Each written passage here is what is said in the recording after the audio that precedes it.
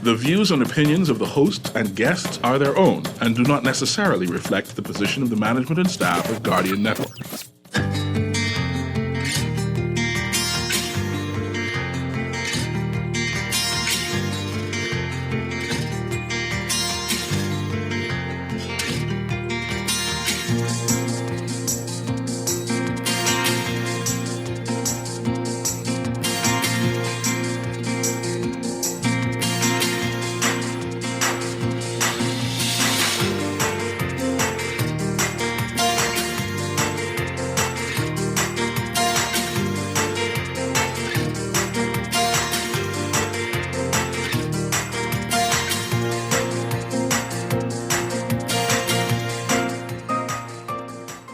Good morning.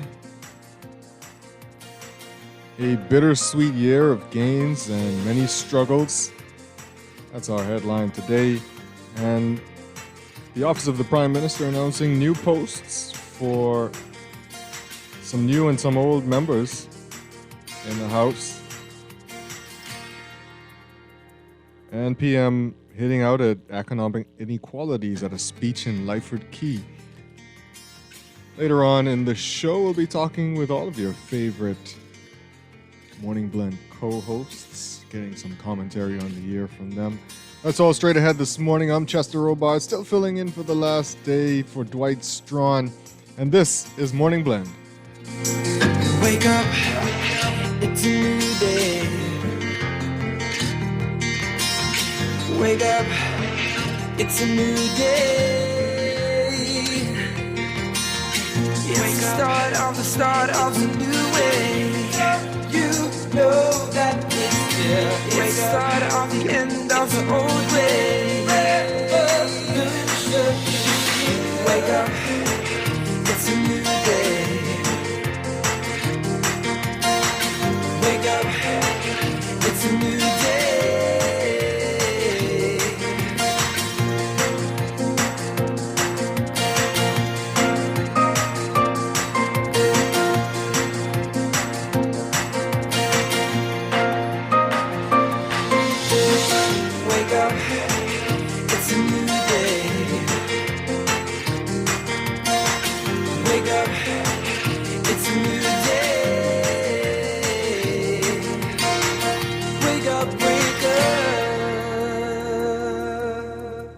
Good morning again, Bahamas. It is Friday, December 29th, 2023. This is your last Morning Blend show for the year. Your last work day for the year. Unless you work on the weekends.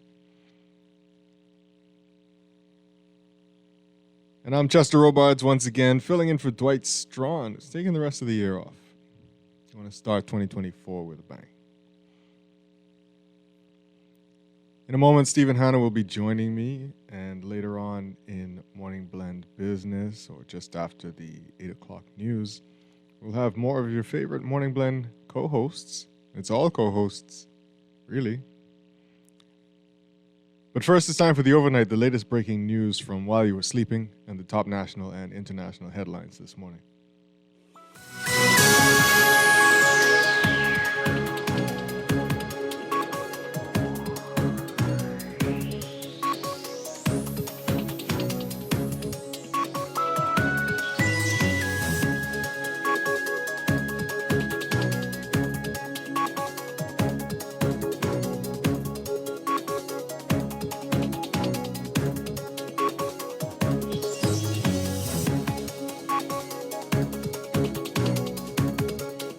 And in the overnight, while the period from 1967 to 1992, and especially after independence in 1973, remains the most transformational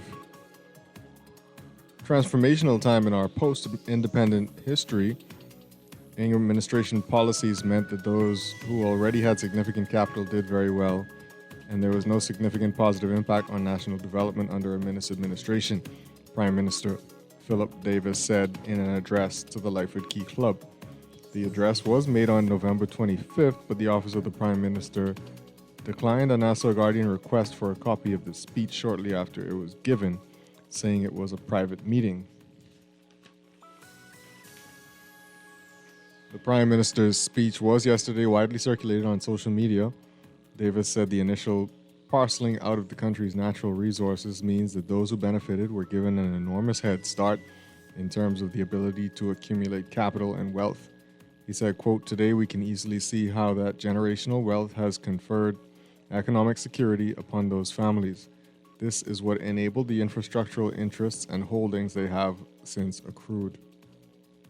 Assessing the first 50 years of independence, the Prime Minister said, quote, "From 1967 to 1992, and especially after independence in 1973, the speed and extent of the changes of those years were immense. Up until now, it remains the most transformational time in our post-independence history." And Prime Minister Philip Brave Davis yesterday announced 2 cabinet appointments, as well as the appointment of West Grand Bahama and Bimini MP Kingsley Smith as Parliamentary Secretary in the Ministry for Grand Bahama. The appointments take effect on January 2nd. Miles Larota, who served as a Minister of State in the Office of the Prime Minister since 2021, has been appointed Minister of Social Services, Information and Broadcasting. The move comes 3 months after the sudden death of then West Grand Bahama and Bimini MP Obi Wilshcombe, who held that cabinet post. Larota previously served as Minister with responsibility for national insurance.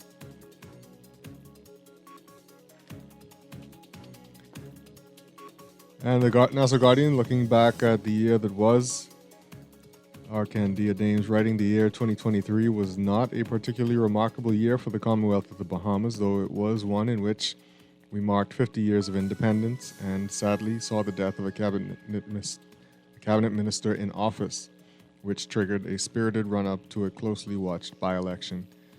In observing our Golden Jubilee, there were nice parties and no shortage of other celebratory events. Arriving at this point as a civil and stable democracy is an accomplishment that deserved to be celebrated, but in many ways our 50th was a missed opportunity to do a fuller assessment of where we are, where we wish to be, and how we intend to get there. And a man was killed by police during an operation at Dean's Lane off Nassau Street, police said yesterday. Chief Superintendent Christine Skipping said the incident happened around 2:30 p.m. She said, quote, "At this time I won't get into the specifics. Specifics of it no more than I can say that they were conducting an operation when the incident occurred." She added, "I do wish to say that to those persons who are involved in crime and criminal activities, if you find yourself in a position where you want to confront a police officer with a weapon, police officers do not practice. Police officers are trained, specialized individuals who, when they draw their weapons, their intent is to kill."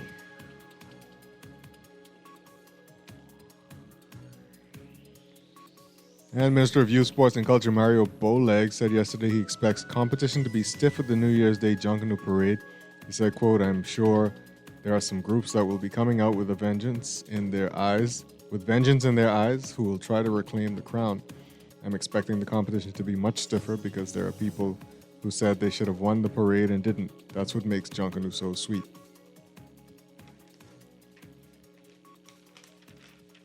Let's take a look at news overseas.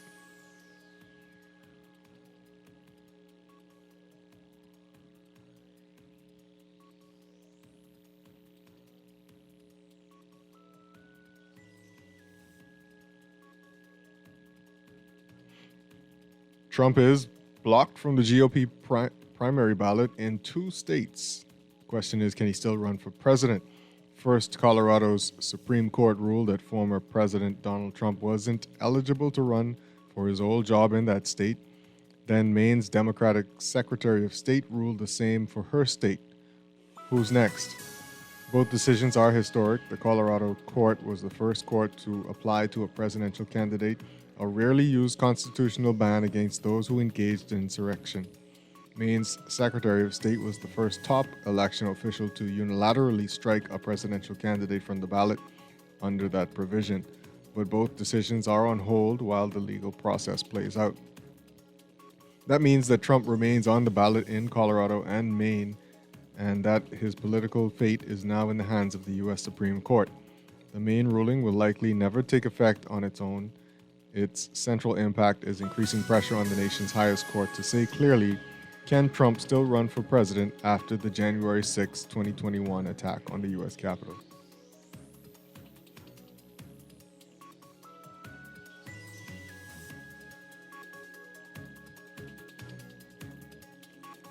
And Russia fires 122 missiles and 36 drones in what Ukraine calls the biggest aerial barrage of the war.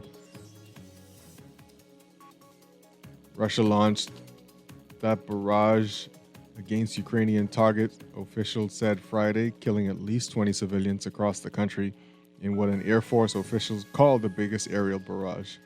The Ukrainian Air Force intercepted most of the ballistic and cruise missiles and the Shahid-type drones overnight, said Ukraine's military chief Valery Zaluzhnyi.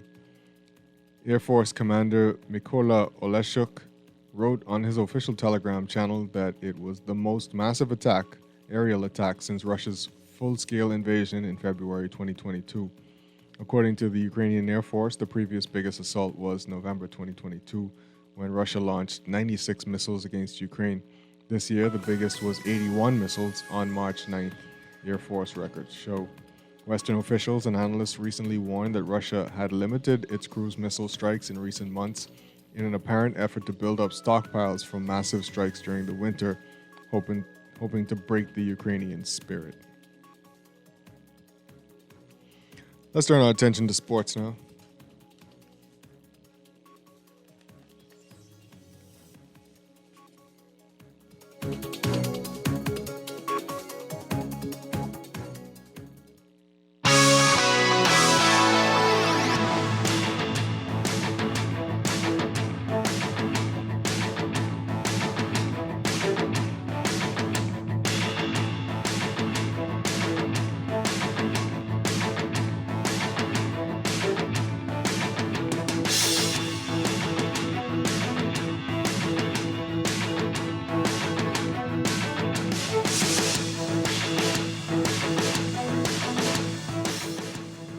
And what a year it has been for athletics in the Bahamas. A trio of Bahamian female track and field athletes rose to the forefront in the battle for the Nassau Guardians Senior Female Athlete of the Year. And surprisingly, none of them is Shawnee Miller-Weibo, who has won all of the major titles in athletics worldwide. Davin Charlton has had arguably her best year in track and field, running her best of collection of races when it mattered the most at the World Championships of Track and Field, and coming within an eyelash of winning what would have been her first ever medal at a global meet outdoors. She took home the Nassau Guardian Senior Female Athlete of the Year honor with 40 points. Finishing 1 point behind her was javelin thrower Rahima Otabor, and she was followed closely by Antonique Strawn.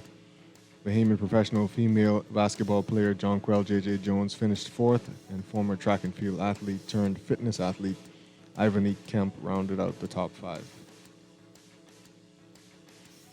And Bahamian professional basketball player Eric E.J. Gordon put on an offensive clinic on Wednesday, finishing with a season-high 24 points to propel the Phoenix Suns to a 129-113 blowout road victory over the Houston Rockets in NBA action. Gordon was able to match Kevin Durant for team and game high honors. The win stopped the three-game skid for the Suns, as they had previously dropped games against the Dallas Mavericks, the Sacramento Kings, and the Portland Trail Blazers. They now sport a 15-15 win-loss record in the season and are in 10th in the Western Conference of the NBA. The Rockets have a 15-14 record and are tied for 8th with the Los Angeles Lakers. And the Junkanoo Jingle to Bay 5K deemed a success. The Western Esplanade was abuzz with hundreds of Santas warming up for the holiday race for the year. The Junkanoo Jingle to Bay 5K event. Race participants ran, walked, rolled, and rushed from Arawak Key down to historic Bay Street in festive holiday fashion with a Junkanoo rush out in between. The signature holiday race, created by Four Seasons Race Management and Tide Consultants, served to increase health and fitness awareness, build community, and fostered cultural pride right before Christmas.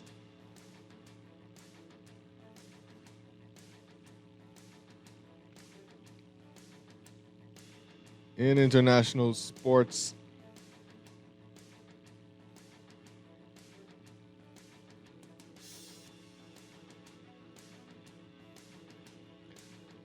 Joe Flacco has turned a seemingly cursed season into a charmed one. Cleveland's quarterback for just over a month, Flacco passed for 309 yards and 3 touchdowns, and the Browns clinched an unlikely playoff berth, just their second since 2002. Despite numerous injuries this season with a 37-20 win over the New York Jets on Thursday night, the Browns, 11-5, are short of a wild card spot and still have a chance to win the AFC North and maybe the conference's #1 overall seed, something that seemed unfathomable just weeks ago as major injuries piled up. But things have changed since Flacco arrived. The 38-year-old quarterback improved to 4-1 as a starter with the Browns, who plucked the Super Bowl 47 MVP off his couch in New Jersey last month to hopefully rescue their season. He's done that and more.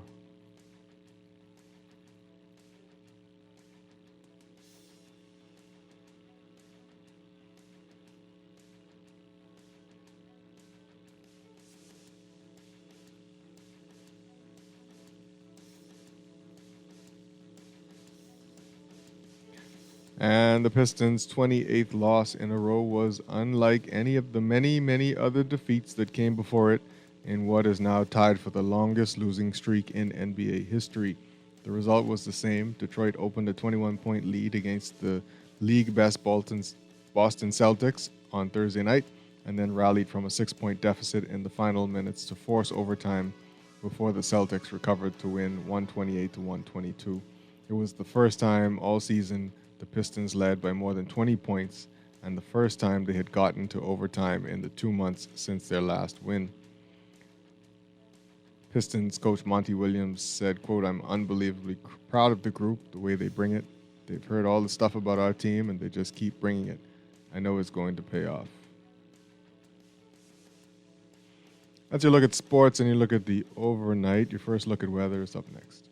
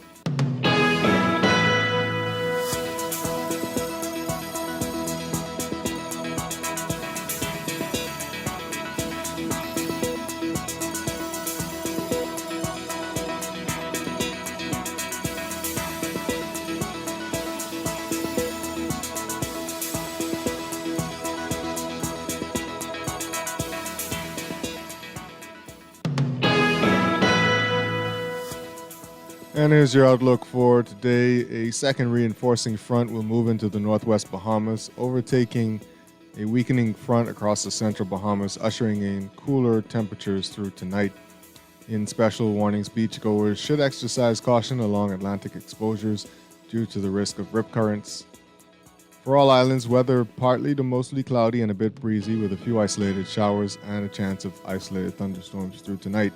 Winds northwest to north at 15 knots in the northwest and central Bahamas, southwest to west at 10 to 15 knots in the southeast Bahamas, shifting north-northwest to north-northeast by Friday night. Seas 3 to 5 feet along Atlantic exposures in light easterly swells. Your daytime high temperature today, 77 degrees Fahrenheit, 25 degrees Celsius. They expect the overnight low to be around 68 degrees Fahrenheit or 20 degrees Celsius. We'll have an extended forecast for you later in the show.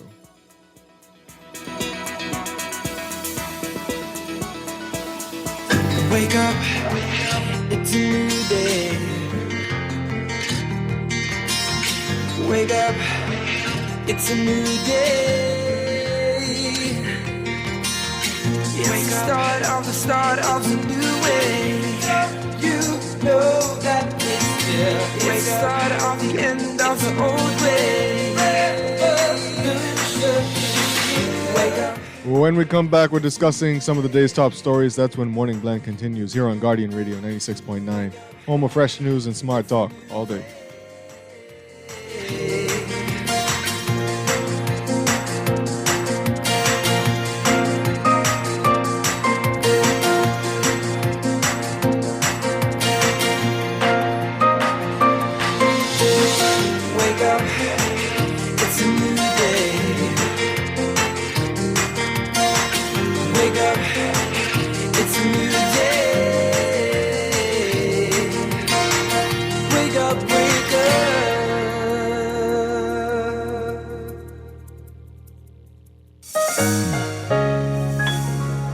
Struggling to repay your loan? Let us help you get back on track with payment terms that suits your financial situation and improve your credit score and credit report with the Bahamas Credit Bureau. Inquire about our restructured loans today. Call us at 356-7764.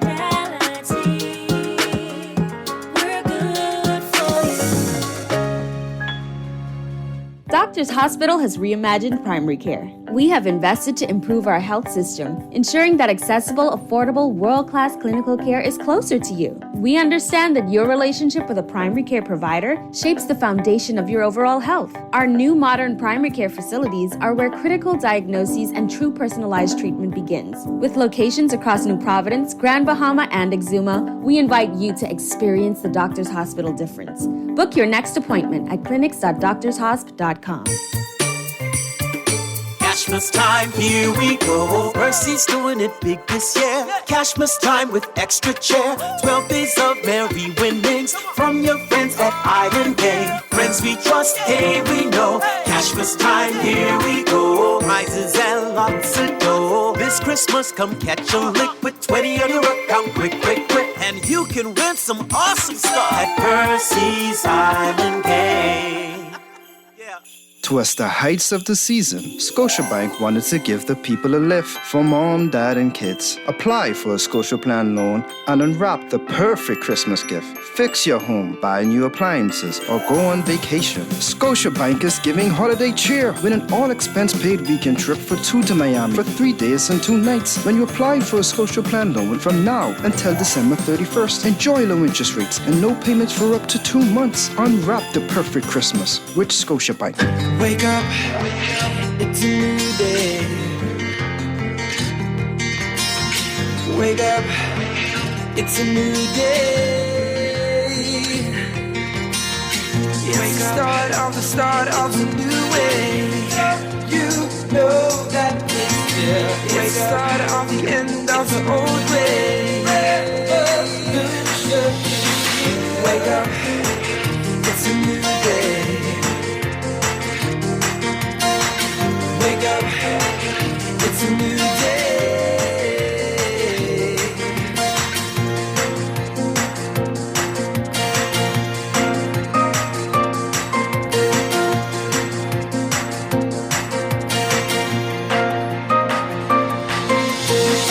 Wake up,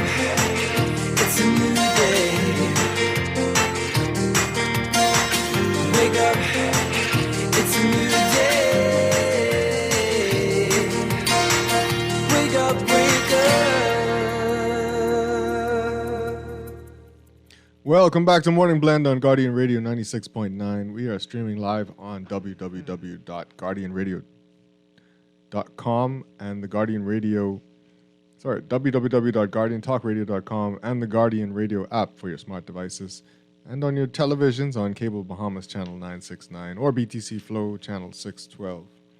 We're on social media, Facebook, Twitter, Instagram. I'm Chester Robards, here on this last show for 2023, along with Stephen Hanna. You know, I read the word amphitheater as armpit theater just now. Well, when you think about it. I guess. You can join our conversation today. 323-6232, 325-4316, 325-4259. If you're calling from the Family Islands, you can call toll-free 242-300-5720. Or you can text us 422-GR96. That's 422-4796. Text line powered by BTC. And, of course, we have traffic and more weather coming up later in the show. And later in the show, more co-hosts. But first, it's time to talk about what's in the news.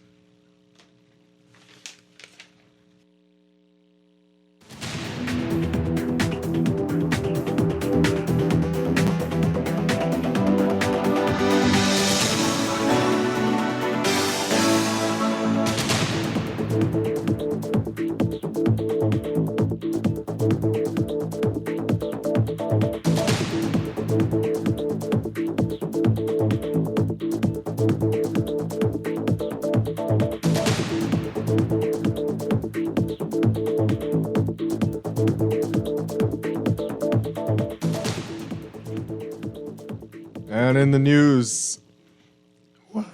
Okay, sorry, go ahead. Sorry. yeah. Well, thanks for being here today, Stephen. Appreciate it. Just left alone for 2 days, but I, in the Nassau Guardian today, pick up a copy. You get a synopsis of what the year 2023 was by Arcandia Dames. She's saying it's not really a remarkable year. Nothing remarkable about it. It was only our 50th year celebration. Was that remarkable? Are you asking if the people in charge of the 50th celebrations dropped the ball? Is that the question you're asking? Are you asking what happened to the... Things happened. The $50 million that was allocated for... Maybe that. For that? Things happened. Was it good enough? Was it enough? Was it a lot? Was it I was just asking what you were spectacular? asking. I don't know. It's like, it is as spectacular as every independent celebration has been since I turned Say no more. 23. Say no more. It has gotten duller it was and duller just- every year. No, I will give you this. It was They- just they- stretched out. They did have a nice, what's the thing called? Stage production this year, I was told. What stage production? At the Independence thing. They had like Oh. right. I heard a lot of good stuff about Right. that. But just generally speaking, part of the issue is that if it is just you spectating, then there's a whole lot more pressure. Right. What can be delivered is limited severely because, like, we don't have. I will put it inside the terms that I used to put it in when I used to make music videos. You don't have 50 cent money, Right. so you ain't got a 50 cent video. Right. Just put it out your head. Yeah. The best you could get is you in front of the camera moving around at a Dutch angle. Maybe a little smoke machine? No, because you don't have, back then we did, Oh. in 2007, a smoke machine. This is before Amazon was popping. This on Amazon was really just a bookstore Yeah. in 2007. So it's like, I brought my fog machine back with me in 2008. but you understand what I'm saying? Like, to get a smoke machine over here, Yeah. oh, did you work at a club or you own a club? That was. I'm saying that's the only way to have it Oh, over yeah, here. yeah. Because like that wasn't like a regular thing. Nowadays, you could buy a can of haze Yeah. for $6 on Amazon. You know what I'm saying? But Times have changed. if we are just looking at it as a spectator thing, where it's like you're sitting on the side Yeah. and entertain me, then the spectacle has to be out of this world. Right. And that's a part of the issue. Right. That to get an out of this world spectacle, we don't have the funds for that. Yeah.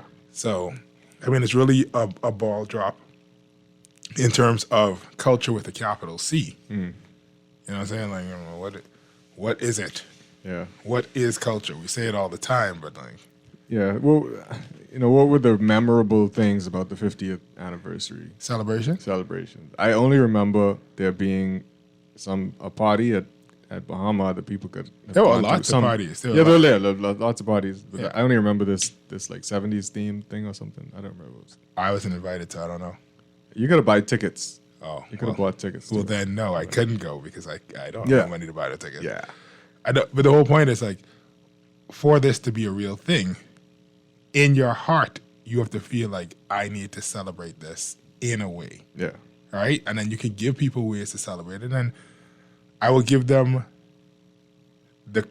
the very light in quotation and italics credit that they did say, okay, here are some ways that you can celebrate this. Right. Here are some ways you can celebrate that.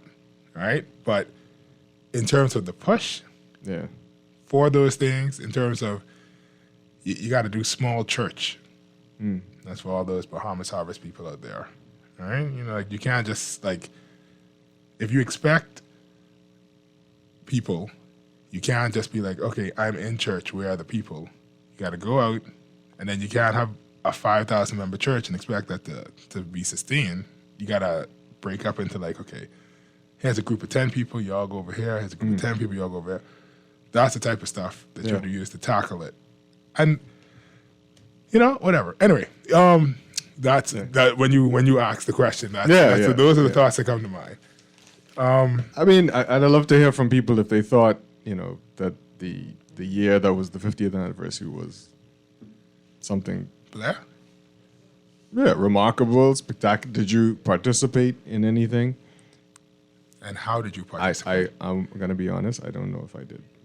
I think on the day or the week of, I wore a black shirt with stuff on it. No, I didn't do it on the day of. I attempted to do something. I released a video every day leading up to July 10th. Right? Like not just like a regular. You mean in July? No.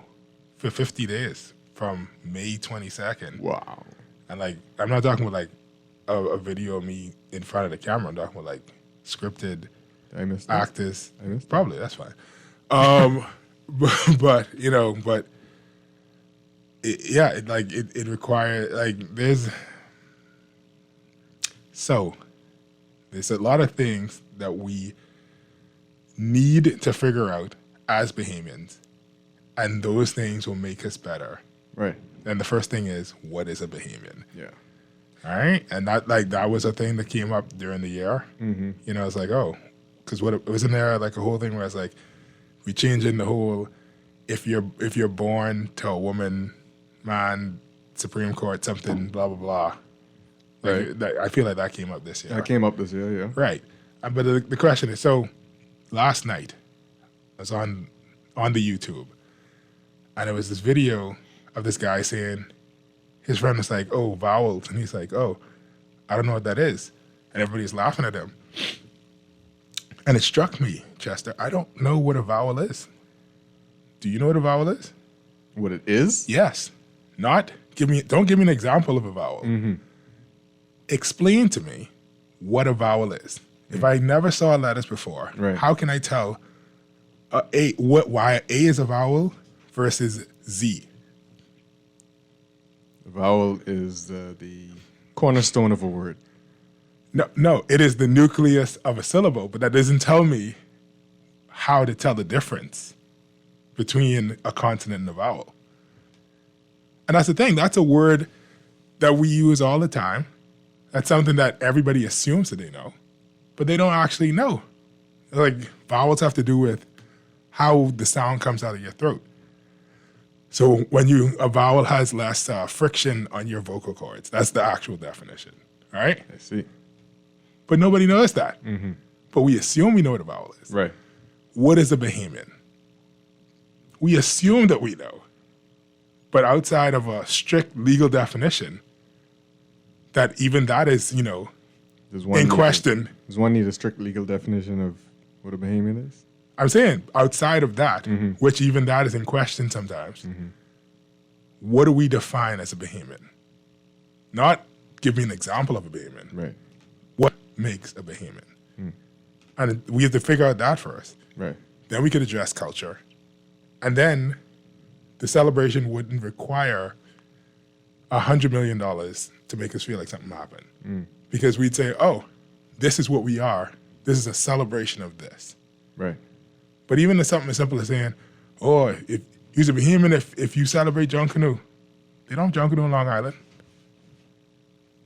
Are they not Bahamian? Or you're just Bahamian if you like conch. Seventh-day Adventists don't eat conch. Are they not Bahamian? So it's like, what is a Bahamian?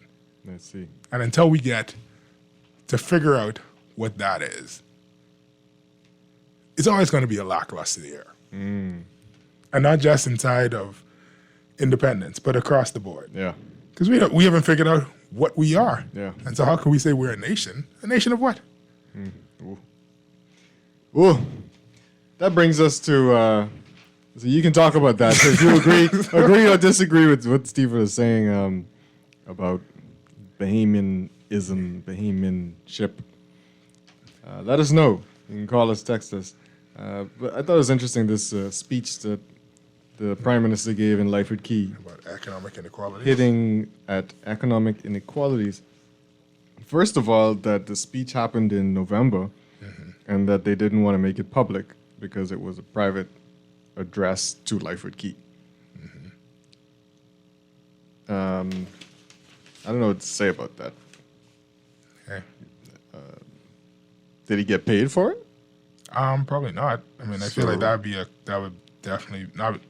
Either that'd be a conflict of interest, or that there's something unethical about a prime minister being paid to speak. Yeah, I'm to wondering. a small group. It's not. I don't think it's that. It's just that there are tons of speeches that he gives and discussions that he has that we will never be privy to. Well, like everyone that happens in cabinet, by law, those we can't find out. What yeah, but that's not. Those effects are more than the ones in Life and Key. Wait a second. I was actually going to say something pertaining to that. The Life of Key conversation might have been more important than the cabinet ones. Whoa. Anyway. Boy. We already know what the Life of Key one is. They don't want to pay real property tax. Unless the same group of people who is like, they refuse to. That was the last couple of years back. Yeah. No, never mind. Yeah. It's a call. Somebody was sending me the vowels. See what you cause? They sent you which ones are the vowels? Yeah. No. Yeah. Well, that's why. Except why sometimes. They didn't put sometimes why. Or maybe they did. I didn't open the message. Let's take this call. Good morning, caller. Welcome to Morning Blend.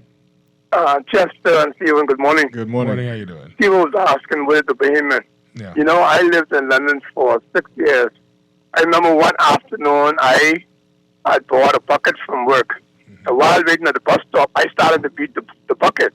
And then the people around the bus stop started looking at me. And then they caught me saying, oh, hell, I'm in the wrong place. You know? So, honestly, when a Bahamian gets a bucket, you know, that junk do, we don't come and, hit them eye. Okay? Yeah. Did you make any money? Sorry? Did you make any money? No, I didn't, but, but I got applause. Okay, all right. All right. Okay. Thank you. Yeah.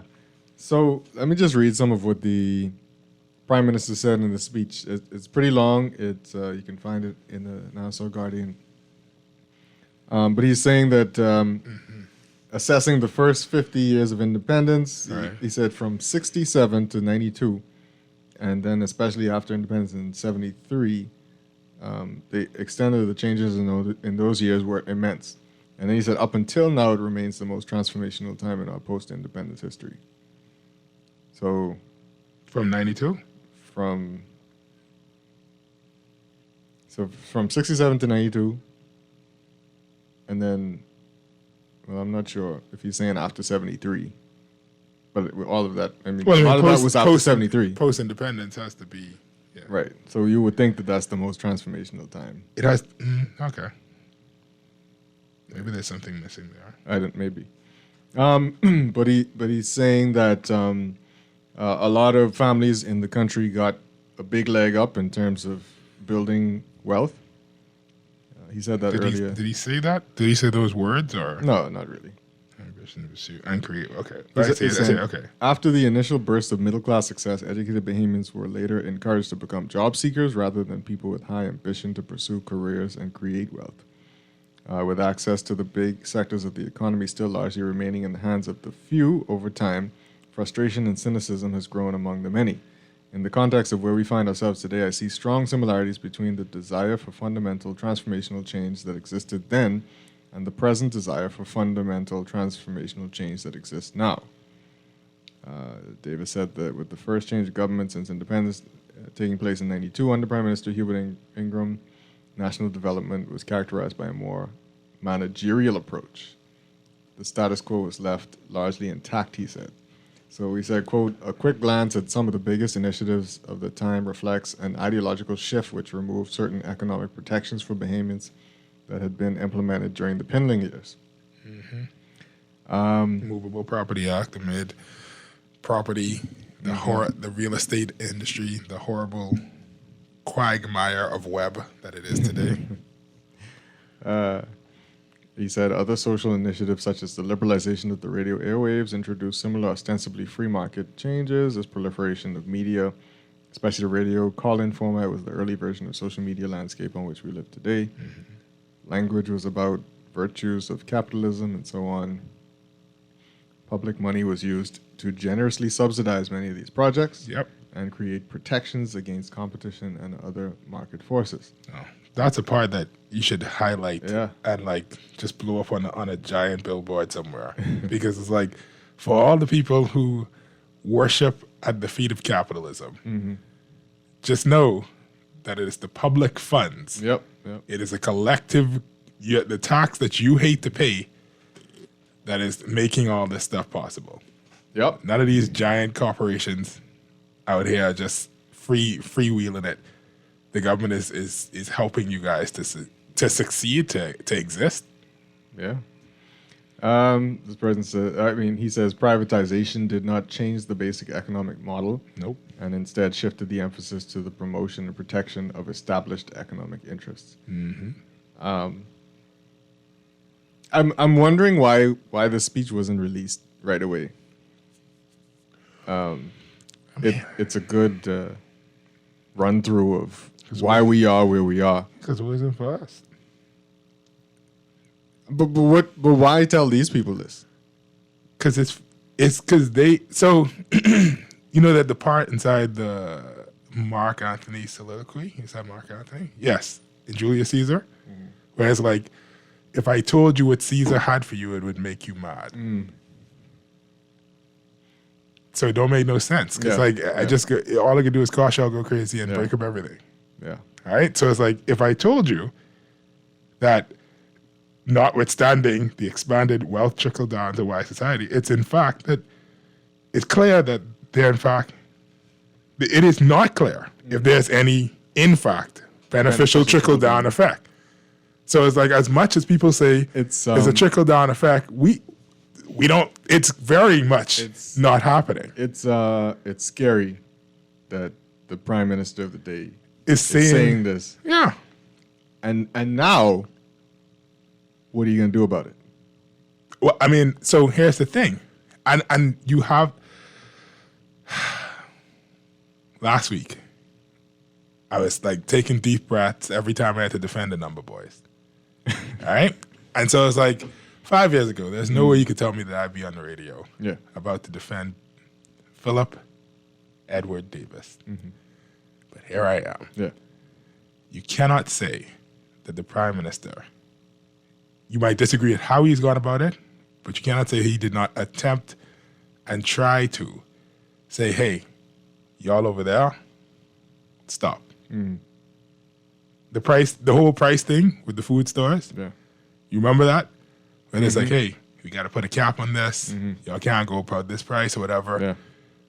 The food stores is like, nah, you can't tell us what to do. We too big. We too big. You can't stop us. And we've seen previous administrations tell the number boys, hey, if you're making $100 million a year, Right. We want 50%. Yeah. If you're making $60 million a year, we want 40. And they say, certain people specifically was like, I refuse to. And so that's when I turn my head and say, wait, because at that point, that person only had a number of houses in the ghetto. Yeah. You making $100 million off the ghetto? We need to take, of course we need to take $50 million from you. Yeah. All right? And it's like, because you're taking out, and you look around the number houses, do you see improvement? I could say the same thing about these fast food franchises. The only part of the ghetto that's clean is their parking lot. They don't invest nothing back in the ghetto. Yeah. And hiring people is not investing in the ghetto. Yeah. You need workers. That's the cost of doing business. That's like saying, I own a plantation. Look at me contributing to the African economy by having slaves. No, bro. That's a part of your business model. Yeah. What are you investing back into the economy? What are you investing back inside this community specifically that you've been pumping $100 million out of? So we see where this prime minister, previous prime ministers have attempted to do that. And then they get strong-armed by the people who say, I will fire everybody before I give you 10 cents. Before I adjust and put healthy food on the breadbasket items, I'll shut this whole thing down. Everybody will starve. Right? And so, in fairness, he's attempted to. Right? And so now, is he going to these rich people who literally live on a separate island from us, named after some random Canadian dude, and saying, hey, guys, this is where we're at. Clearly things need to change. Yeah. Now, should he have told us that? Yeah, but then what we would have done with that? We'd have gone and burned everything down. Maybe. So we'll find out The next. question is, who's going to read this? We'll find, well, you guys put it down on the final day of the year. You want to... At the bottom of the paper, under the fold. You want to hide something, put it in writing, they say? Well, and If we had the videos, maybe that'll help too. So, and that's another argument that I have. But anyway, that's a different thing. It's clear enough. But let me tell you something, all right? This is not a question. This is a studied fact. The Bahamas is a country of oral tradition. People will believe something they heard before they believe something that they read. Yeah. That is just because we're from the West African diaspora. Yeah. It's an oral tradition. Every time you write something and say, I've done my due diligence, you haven't. Yeah. That's a British thing. But we ain't never been British. Yeah. So it's like, if you want people to know something, you have to tell them it. And you have to tell them it over and over and over again. They have to hear it over and over again. Yeah. So you're correct. This is basically, unless the people listening to us are hearing this and repeating it. Tell somebody to tell somebody. Right. It's not like it don't, but. Well, let's take this call and see what this caller is saying. Yeah. Good morning, caller. Welcome to Morning Blend. Good morning. Morning. Both of you all. Hope you're enjoying yourself. Yes. Listen here. One of my things, what I want them to see to do for the new year with the firearms. Now, you all might agree with me, might not. They're not coming here by airplane. Would you agree with that? I don't know how they're coming in. I don't know. I mean, I wouldn't say no. It can't be that bad that they come in here on the airplane, but I believe how they coming in. You got Bimini, you got Abaco. Have a lot of yachts are coming from Florida there. I've heard I that. used to be a policeman down in Bimini, and sometimes the customs never was to go to check the boats. Yeah. Okay, they say if they do check them, they're allowed to bring firearms in, right? But then they're leaving due to their clearance. Say, okay, this my firearms, I'm taking back. They don't check because the guys just fill out the custom declaration form and they check the guns. Okay, you have that. But when they're leaving, who said they're leaving with the guns going back? And another thing, our borders are so porous that even when those guns come here, I believe that a lot of them are coming in through these mail boats. Once they get to Bimini, Abaco, then they ship them here by mail boat or send fish, stock up in frozen boxes of fish. And you wouldn't even have to put fish in, though. No. Periodically, go and check the mailboat. and check the mailboat. I think they have gun-sniffing dogs. And then right here in New Providence, you got Old Fort Bay, you got Light the Key, you got all of those. Where you could pull up your yard? Boats pull right up. Let me ask you a question. When were you a policeman in Bimini? That's down in 1980. Oh, 80, That's okay. the drug era. Yeah. Oh, well, then, yeah, for sure. Then. Can I look? Bimini is a nice island. Can I just say? Nice. Can I just say to you that going to Bimini for the first time this year was the closest I think I've ever come to understanding the Wild West. I will tell you no lie. It was a very strange place. It's nice. But yeah, Did they call you Driftwood or seaweed? No, I didn't stay long enough. I didn't stay long enough for that. No, seriously. I believe that's how they're coming in. So often they need to go and check these mailboats that come from Bimini, Abaco, even maybe the other islands, because these yachts are just pulling right up. Yeah. And right here, these gated companies, and who say customs goes in and check every boat that comes in? Well, I like to see what other folks will say about that, and that's the way I believe they're getting in here. Yeah. Okay, thank you. Thank you. Appreciate it. Wouldn't surprise me. Well, once they get here, moving them around ain't no big deal. No, it's once you in, Yeah. you in. But there was this one case of a guy who was trying to transport it on a plane from Abaco, a white American fella, and he got arrested. Maybe that's when they first put a metal detector in an airport on a family island. I don't know, maybe. I don't even think it's that. Well, I mean, maybe. Who knows? I think that might have been a situation where if it was one guy, he may have actually forgotten it.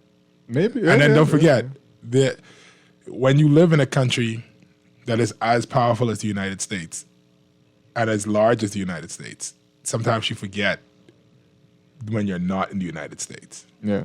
And the sad thing is, there are Bahamians who will quote American laws and not realize those things don't exist. Yeah. You have no amendment rights because we've never adjusted our Constitution. All right? So you don't have no First Amendment, Second Amendment rights. Our versions of those laws are very specific, so they don't extend the same things to you. There's no reading of your rights when the police arrest you over here. It's just a bunch of different stuff. Let's read some of these text messages. This person says, but I like capitalism and I'm not part of the big corporations. Do you like That capitalism? Stephen alludes to, or maybe alludes to, you don't know. Probably alludes. Nor did I benefit from the Bahamian coffers, so it was only a select few.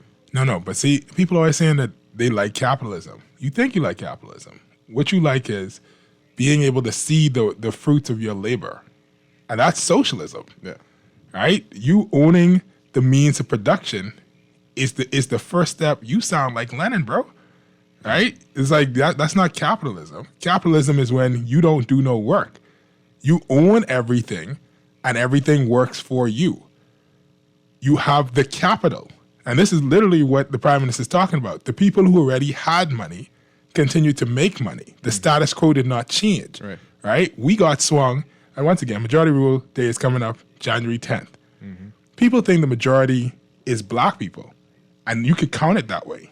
But that's the mythology. In 1967, the majority was broke people.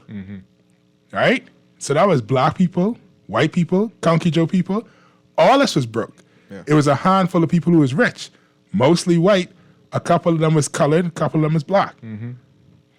But if you get swinging to believing that it was black versus white, what ended up happening is you looking over there at the white people and now realizing, wait a minute, the black people still got me in bondage. Yeah. And you got to change the parameters of your search. And are you swinging yourself if you think that big enterprise in the Bahamas care about you? Was ever really owned by black Bahamians? You mean it wasn't owned by black Bahamians? I'd say you're swinging yourself if you thought that. Right, yeah. Or if you thought that some big successful companies were started with legitimate money. Well, that's a whole different thing because we know it wasn't.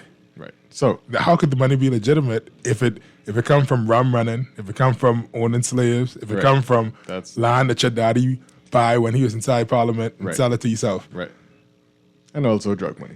How could it be from if you swing people when you're selling sponges, you tell them say they only could sell the sponge to you you buy it for pennies, a pound, and then you sell it $11 each. Oh my God. Okay, so this text message: the PM had to give an update to the true rulers who decide the laws of this country. It's crazy how our leaders are only there to facilitate the rich. And this person says Stephen is incorrect when he says we've never been British. British is a culture, and colonialism made us British to this day. A Bahamian is British. Okay. I mean, you're free to believe that. I disagree with you. This person asked, did you say the PM was paid to speak somewhere? I did not. I asked if it's possible he got paid for that address. Right. It's not probably likely. This person says, you're right, Stephen, because you can bet after PM released the speech, he'll drive straight to a constituency meeting and tell Grammy and everyone in attendance that things couldn't be better. We hit all our targets. Don't listen to the naysayers. Go read my speech. All the details there, knowing full well no one will read the speech. This person says, oh, but that's exactly where I'm heading, the Stephen version of capitalism. That's the person who said they like capitalism. Said that's your version of capitalism. What? I don't understand. They said they're headed to it? That's where they are heading. Yeah. That's where they're... If they're headed there, they're not there. Whatever your version of capitalism is. I don't know. Well, then they're still not there. Yeah. You know, Chester, let me tell you something. Let's read. Go before we go to a break, let's read a little bit more of what the PM said. Davis said the Christie years shifted the focus back to national development agenda with more centrist blend on the approaches of Pindling and Ingram. He said, quote, big, bold initiatives like anchor projects, the Bahamas Agriculture, Marine Science, Urban Renewal, and National Health Insurance sought to extend the agenda of the Quiet Revolution. The doubling of investment in education also signaled a return to Pindling's ideological roots. And of course, the launch of a formal national development plan shifted the idea of governance and planning into something far more structured, stable, and long-term. But the basic economic model remained unchanged. In tourism, the focus shifted to high volume rather than high value tourism. Davis said, in many ways, it's far too soon to tell what the legacy of the Minnis administration will be. He said it's simply not good enough to say that previous administration suffered from bad luck. Okay, he goes on to talk about Minnis administration. But in there, some nuggets. The economic model of the country is the same. Tourism focused from shifted to high volume rather than high value. Yeah. And then it was high volume because there was going to be high value, but for who? No. I mean, it was high value. It was high volume because that's the quickest win. Well, of course, but because it's going to be a valuable asset to somebody. I mean, yeah. But who? But the problem is they keep selling it. So how do we know? Yeah. They what? I'm just saying. We're talking about Atlantis, right? Because I mean, like Atlantis dropped there, right? And that's a high volume. But this is what Pat Raming talks about when he talks about tourism, and what the model went from to now, and it's nothing Bahamian. No. Right. So that's a whole different conversation, Chester. That's a long conversation because of course. Because once again, we got to go back to if tourism is the commodification of culture. Mm-hmm. What is the culture? The culture can't be a thing that we only do on one day of the year. That's not really culture. It can't be something that we only do for tourists, for money. So what is culture? What are we selling? But see, this is the thing that and are we too far gone now to resell and package what was started before the big high volume hotels came to be? No. Because does anyone want to buy it anymore? What, you mean the boutique stuff? What are you talking about? That's the only thing they're going for. The boutique stuff that's wrapped in our culture. Yeah, but here's the thing, right? There's opportunity. But the thing is, we have to argue against. He said it right here, right? People were encouraged to, instead of go and aim for high things. Where is it? It's a quote. He said instead of going for become job seekers instead of having high ambitions. Right. Right? Yeah. So it's like right now, that was what? It was Christmas Day or Boxing Day. Mm-hmm. think it was Boxing Day. I took a walk, right? From Golden Gates to Bay Street and back, right?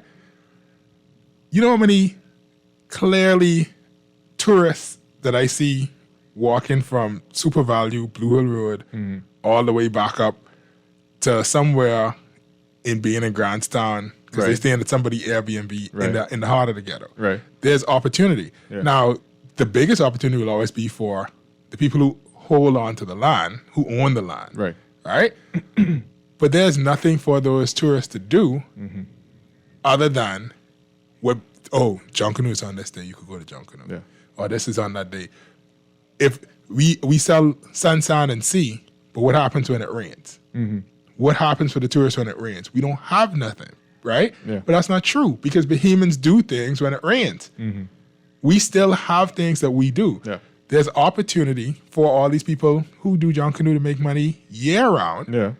Off of these Airbnbs, off of these different stuff. I'm going to share how much time we have. Give me 2 minutes. Yeah. Okay. When I went to Dubai, and yes, I went to Dubai with the government. All right?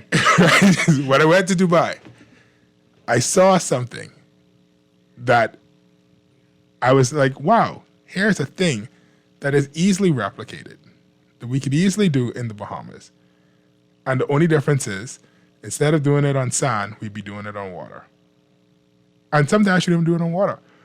The dune buggy thing that you see everybody in Dubai doing, the thing where everybody take a picture on the dune, the dance shows and all that stuff, that's one thing, you know. Yeah.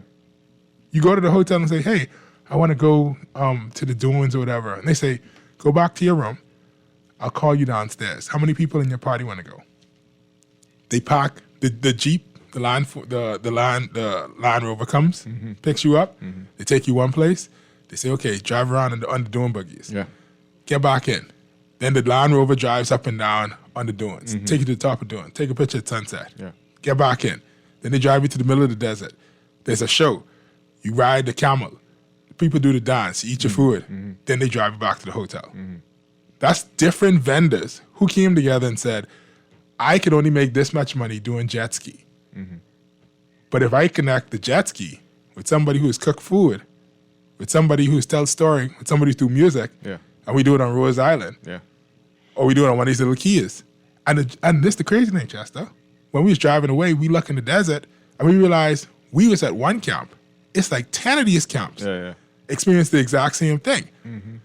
All these tourists who inside the ghetto right now, because they come down for Christmas to spend in the Bahamas, right? They can't go on the beach every day. All these people who do John Canoe. What's stopping you from having a John Canoe camp where tourists could come? The costume already halfway finished. One over there. No, I'm talking about one. Okay. I'm saying, because one is, if there's only one, that has a capacity, and it's also about how close it is and if people know about it. There needs to be the connection between all these, like the Airbnb can't just be that's it. I happy to have an Airbnb as long as people come in there. That's it. What is the experience they get? So as an Airbnb person, you need to be saying, I need to have a list of things for my people to do when they get here. Right. In case they didn't come with a plan. I need to reach out and say, hey, you give my people a discount, or what if I send people to you, that'd be cool or whatever. I just want to make sure they're straight. And it's a chance to make extra money there. Bing. Yeah. Right? And so it's like there are things that can be done, but that don't require the government to write legislation. Right. That requires for us to be on the same page and say, I'm a Bahamian and I want to work with other Bahamians to make the Bahamas work for us. Yeah. Let's take this call right quick because we're getting close to the break. Sorry, my bad. That's a good point. That's a good point. Good morning, caller. Welcome to Morning Blend. Morning, James. How you doing? Good. How are you? All right. In 2004, Chester, what would be a good thing to see? 24. Less talk and more action. Yeah. You know what I mean? I sit back in the morning time sometimes and listen to, especially Dwight, complain about the problems of the nation. You know, sometimes he acts as if he's shocked to hear some of the things that goes on here, right? But, and I mean, he likes to talk about local government and stuff like that, but local government is not the solution. And furthermore, the things that he proposing that local government will be doing are the things that the politicians take credit for now. You know, when they pave the road, they want praise for that. You know, they don't really deal with the bigger problems that we have. So I have a suggestion. Because individuals like yourself, Chester, you all are connected. You know what I mean? You all have associates and individuals in the law and different areas of society, you know, employment-wise, right? Why, you know, and seeing that we see the public can present bills to the government, right? Yeah. Why don't we come together as a people, or why don't individuals like yourself who are in a place of influence, right? Why don't y'all see if y'all could get together some lawmakers, right? And let's see if we can put together some bills that we can present to the government on behalf of the people that will bring into existence the things that we complain about or put an end to it. You understand where I'm coming from? Instead of just sitting back all day complaining. I mean, I understand it's a talk show, but let's take some action, man, because if we are sensible individuals, if we are intelligent persons, if we are not going to sit back and be kunks, then let's take those steps that are available to us. If we could present bills to the government, then let's do that. Why sit back and just complain about what they are not doing? Let's give them some things that we want them to do. You understand where I'm coming from? Yeah. Instead of just sitting back complaining, man. In 2024, let's say no more. Yeah. All right, gents? All right. Thank you very much, and all the best to you all in the new year. Same to you. Have a good 2024. All right. Let's go to the break. I appreciate that, caller. We're going to continue this conversation on the other side, and hopefully after the news.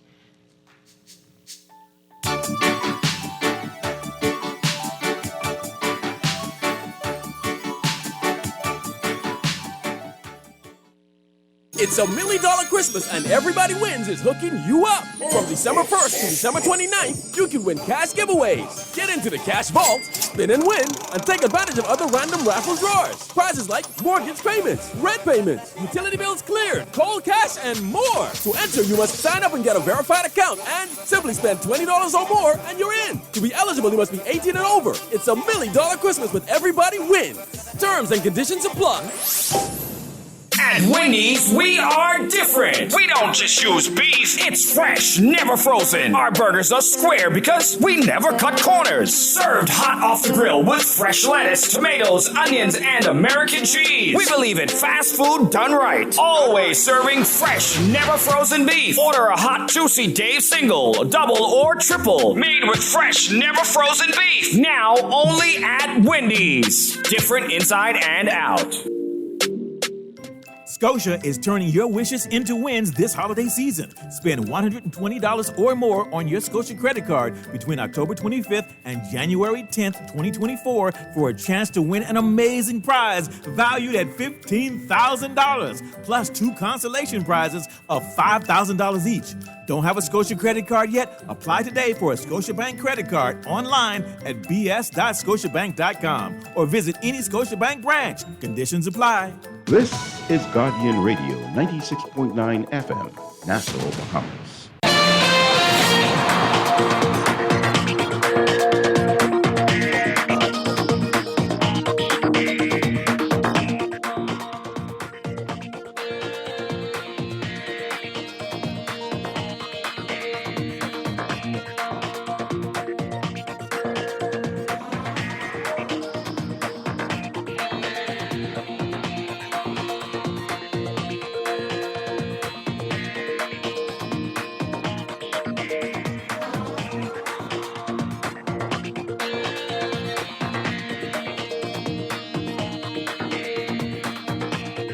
And here's your look at traffic for the morning. Another lovely morning to be on the road. Even though there is some traffic there on the hill at Gladstone Road and some traffic building, it still is a pretty decent commute compared to other days. That's because school is still closed, likely. But in your other hot spots, Sermala Butler Highway looking good. The intersection of Carmichael Road and Blue Hill Road looking fine. Some traffic building up at the roundabout there at Blue Hill Road and Tonic Williams Darling Highway, but nothing much to talk about. Little spots of traffic at lights and intersections, but your commute is pretty good this morning. We'll have another look at traffic in the 8 o'clock hour.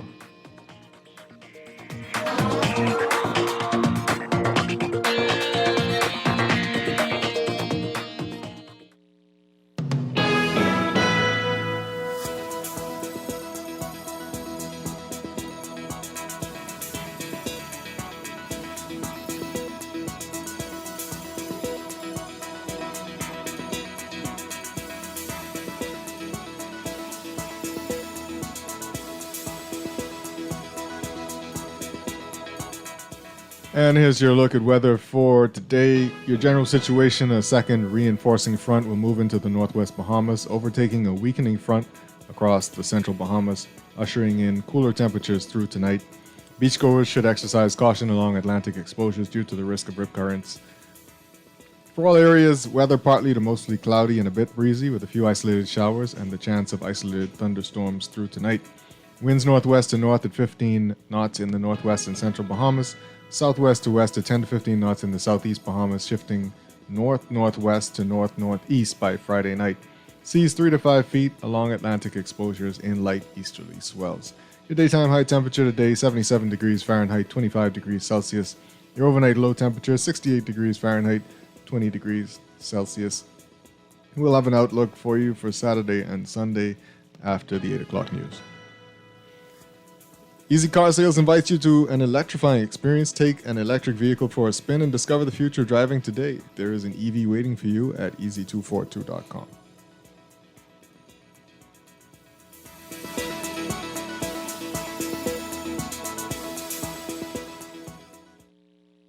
There's a new electric vehicle in town, the Jack brand of SUVs, trucks, sedans, and commercial vans, available only at Easy Car Sales, home of the fully electric vehicle. For a powerful, smooth ride at a fraction of the cost to drive, leave the pump behind and hit the road with Jack. Visit easy242.com to see our brand new Jack models and drop into Easy Car Sales for a test drive. It'll have you singing. Hit the road with Jack, and don't you pump gas no more. Wherever you are in the world, Cleveland Clinic's world-class care is here for you. From Ohio to Florida to London, Cleveland Clinic treats thousands of patients every year. Ranked number 2 in the world by Newsweek, you can trust our caregivers to enhance your experience across each step of your treatment journey. For every care in the world, learn more at clevelandclinic.org/Caribbean. Let me ask you a few questions. What's your name? Pam. Favorite food? Steak. Beer or wine? Wine. Is your money safe? It's under my bed, so I guess so. Are you serious? Yeah, why? Unless your money is in a bank or credit union that's a member of the Deposit Insurance Corporation, there's no guarantee it's safe. Yeah, but what if something happens to the bank? Your Bahamian dollar deposits are insured up to $50,000, so you'd still be ahead. Plus, your mattress might catch fire. Then what? Man, those banks and credit unions are looking good right about now. Visit the DIC's website at www.dic.bs. Protection for your money, guaranteed with DIC. Struggling to repay your loan? Let us help you get back on track with payment terms that suits your financial situation and improve your credit score and credit report with the Bahamas Credit Bureau. Inquire about our restructured loans today. Call us at 356-7764.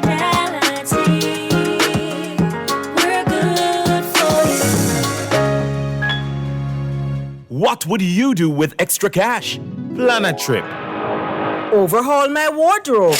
With CIBC First Caribbean, you can get comfy with savings on your mortgage cost. Buy or build your home or switch your mortgage to us and get up to US $1,000 off the loan application fee. Up to US $2,000 off home insurance. With up to US $10,000 towards switching costs, your pockets will be comfy too. Visit CIBCFCIB.com/get comfy for more information. Conditions apply. Ready to save?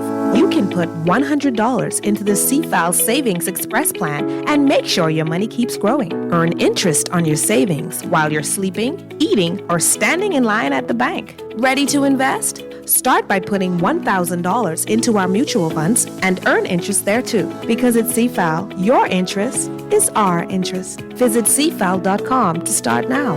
CFAL, growing wealth for future generations of Bahamians. Wherever you're headed, the Custom Computers Know-How team is standing by to help guide you in the East and the West. We now have 2 convenient locations on Patton Street in Palmdale and our newest store in the Caves Village Shopping Plaza through the Blake Road entrance. Discover the latest products by top international brands and the knowledge you need to unleash tomorrow's technology today. Drop by Custom Computers out east or out west. We're open Saturdays from 10 till 4. Jump! Baby girl! Cable Guy is here! Since the very beginning, you have been with us. This is Paul Wave, and this is called the Internet. Okay. All right, so For over 2 decades, we've been with you every step of the way. Weevo is Look at her go! She's in front! I fell over here. So yeah, times may have changed, and so have your needs as our valued customers. But some connections stand the test of time. Red, we're with you. Towards the heights of the season, Scotiabank wanted to give the people a lift for mom, dad, and kids. Apply for a Scotia Plan loan and unwrap the perfect Christmas gift. Fix your home, buy new appliances, or go on vacation. Scotiabank is giving holiday cheer with an all-expense-paid weekend trip for 2 to Miami for 3 days and 2 nights. When you apply for a Scotia Plan loan from now until December 31st, enjoy low interest rates and no payments for up to 2 months. Unwrap the perfect Christmas with Scotiabank.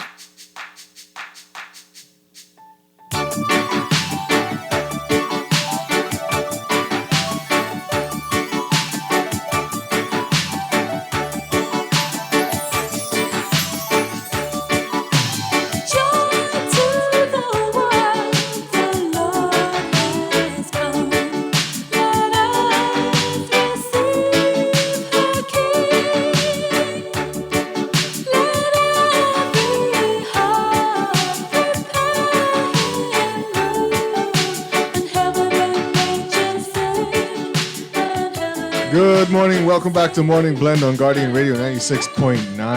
My name is Chester Robards. Finishing off the year, Morning Blend year of 2023, along with Steve and Hannah. Hey. And we're going through the Prime Minister's speech right now. Oh, I thought it was something. We're talking about vowels this morning. Well, we were talking about vowels during the break.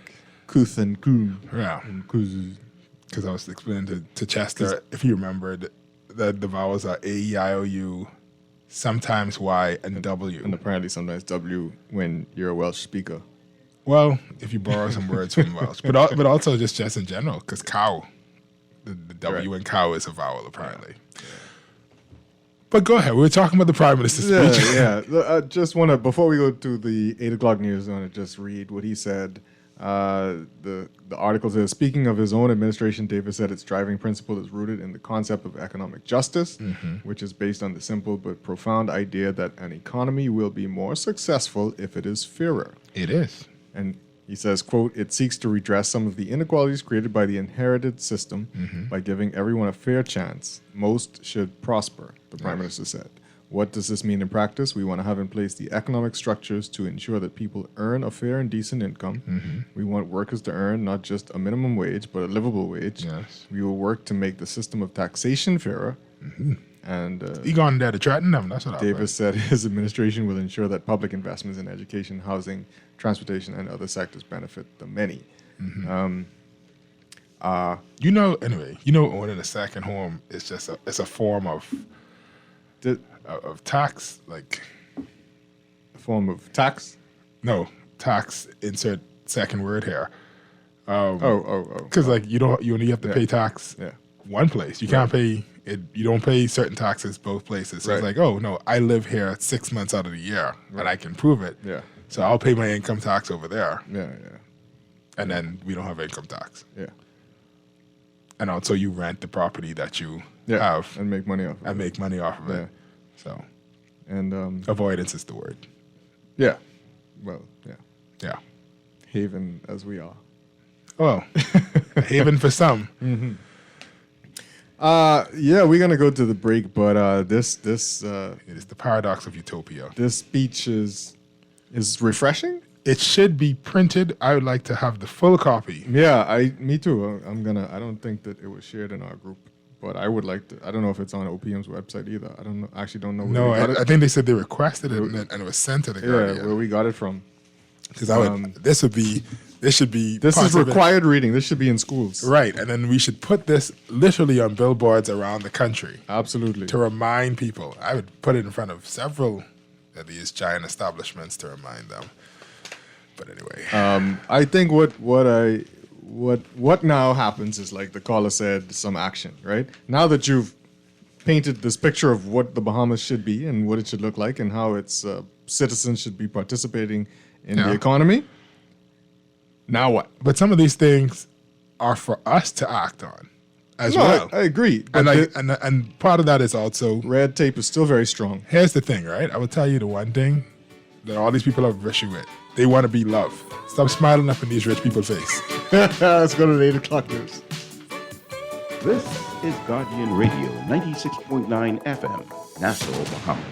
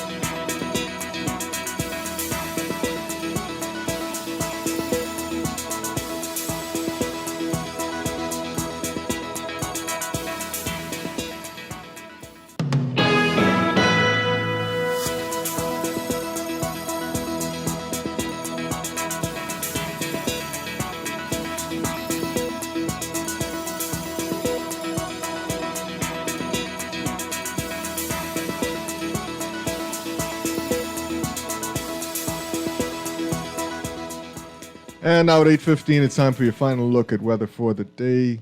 Your general situation: a second reinforcing front will move into the northwest Bahamas, overtaking a weakening front across the central Bahamas, ushering in cooler temperatures through tonight.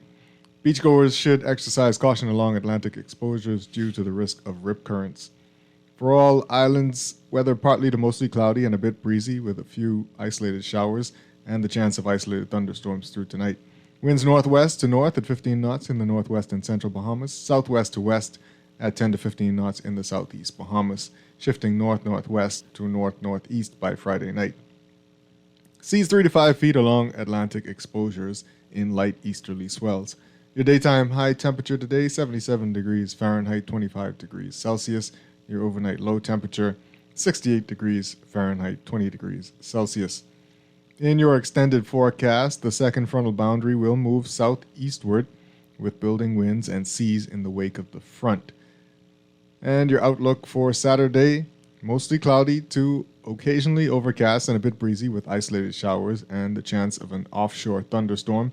Winds west to northwest at 15 knots with higher gusts in the northwest and central Bahamas, while northerly at 15 to 20 knots in the southeast Bahamas. Seas 2 to 4 feet near shore, but up to 6 feet offshore in light northerly and easterly swells. Your forecast for New Year's Eve, that's Sunday, weather partly sunny and cool with a stray shower or two possible. Winds northwest to north at 10 to 15 knots with higher gusts. North to northeast at 15 to 20 knots with higher gusts in the southeast Bahamas. Seas 3 to 5 feet near shore, but up to 7 feet in northerly swells. That's your weather for today.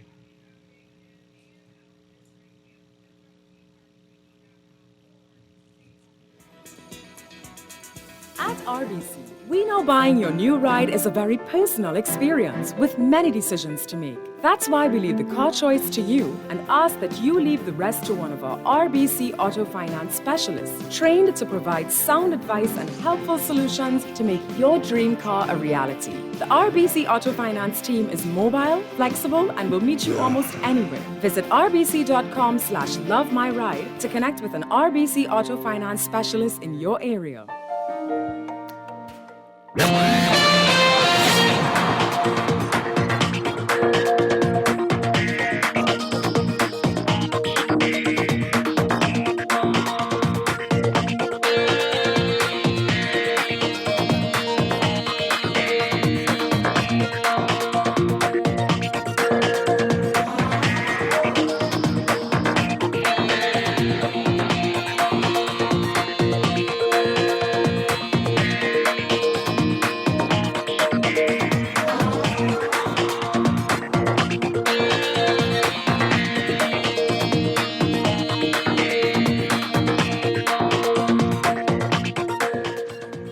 And here's your final look at traffic for the day. Traffic is building up on Gladstone Road, headed toward JFK Drive. Down the hill, it seems to be flowing a little bit, but it's backing up all the way up the hill, a little bit past Fusion. says to me that people are going to work today on the Friday. In other spots,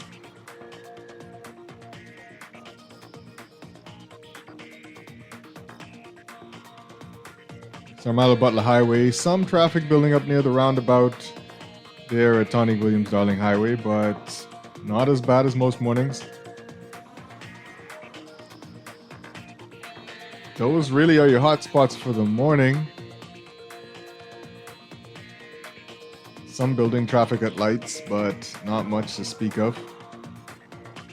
It is a pretty smooth commute for you today. That's your final look at weather for the morning. The Central Bank of the Bahamas wants you to remember that Saturday, December 30th is the last day of the Sand Dollar holiday rebates. Team Sand Dollar will be inside AID at the Mall at Marathon on Saturday from 9 a.m. to 5 p.m. Get up to $25 back on purchases at AID or any approved merchant that accepts the digital Bahamian dollar. For a list of approved merchants, visit sanddollar.bs/merchant list.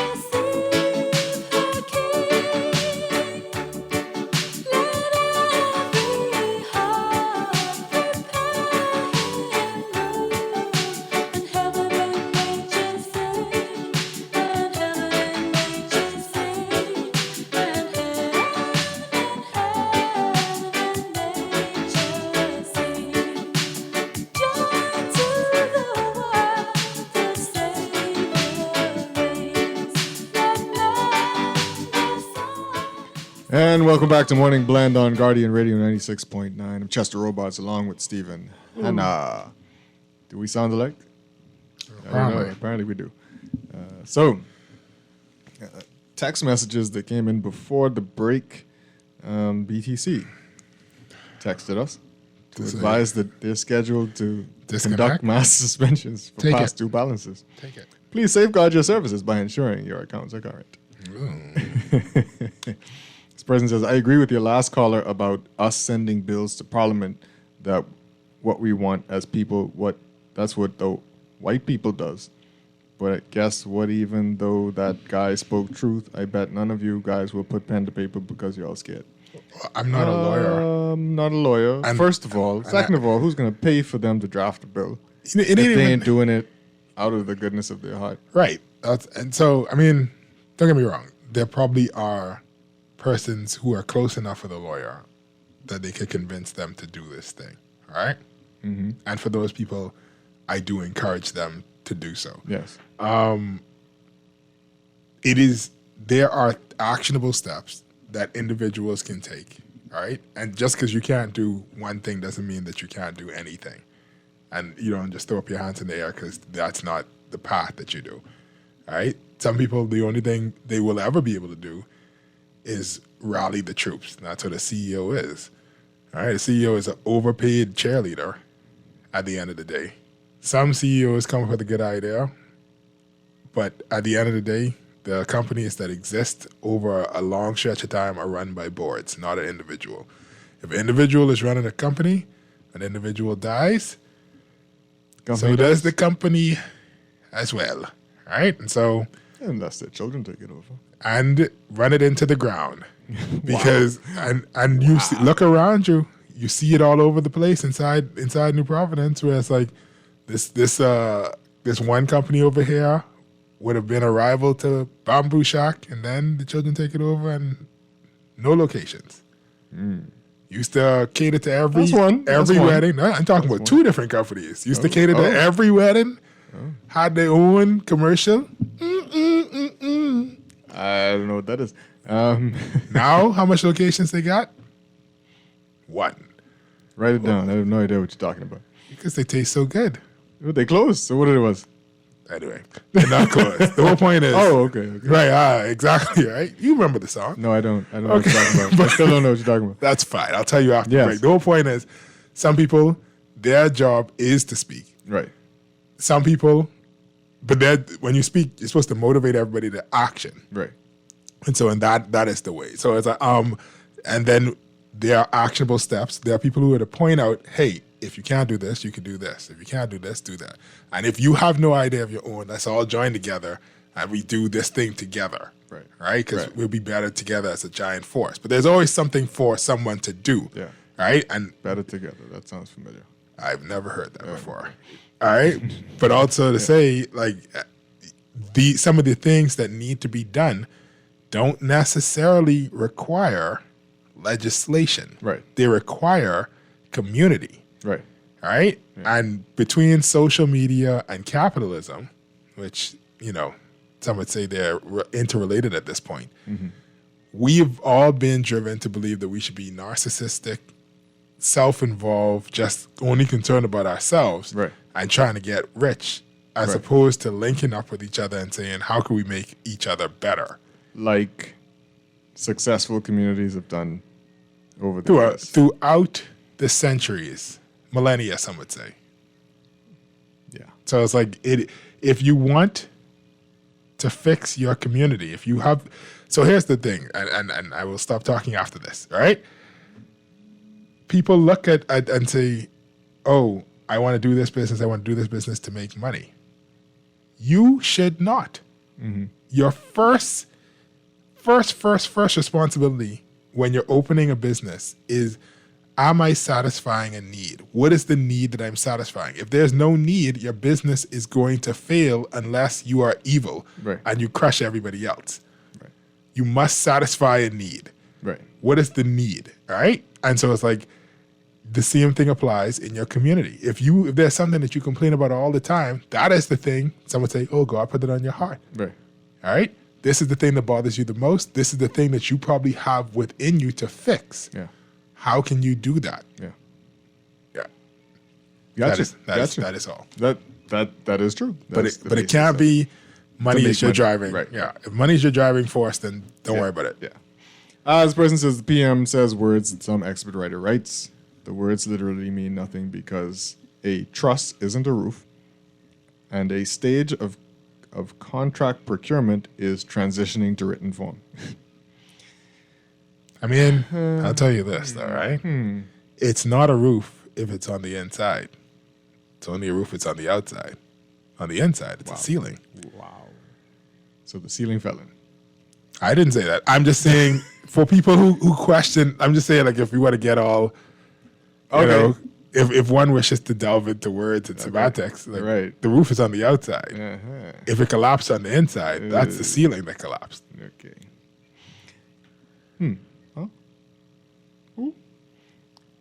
This comment coming in the text line, gentlemen, please let your counterpart journalistic entity know that it is in poor taste to publish unflattering pictures of distraught mothers who were caught during moments of extreme crisis, like witnessing the death of a son. Okay. I mean, did they say counterpart? Oh, they didn't. This counter competition? I don't know.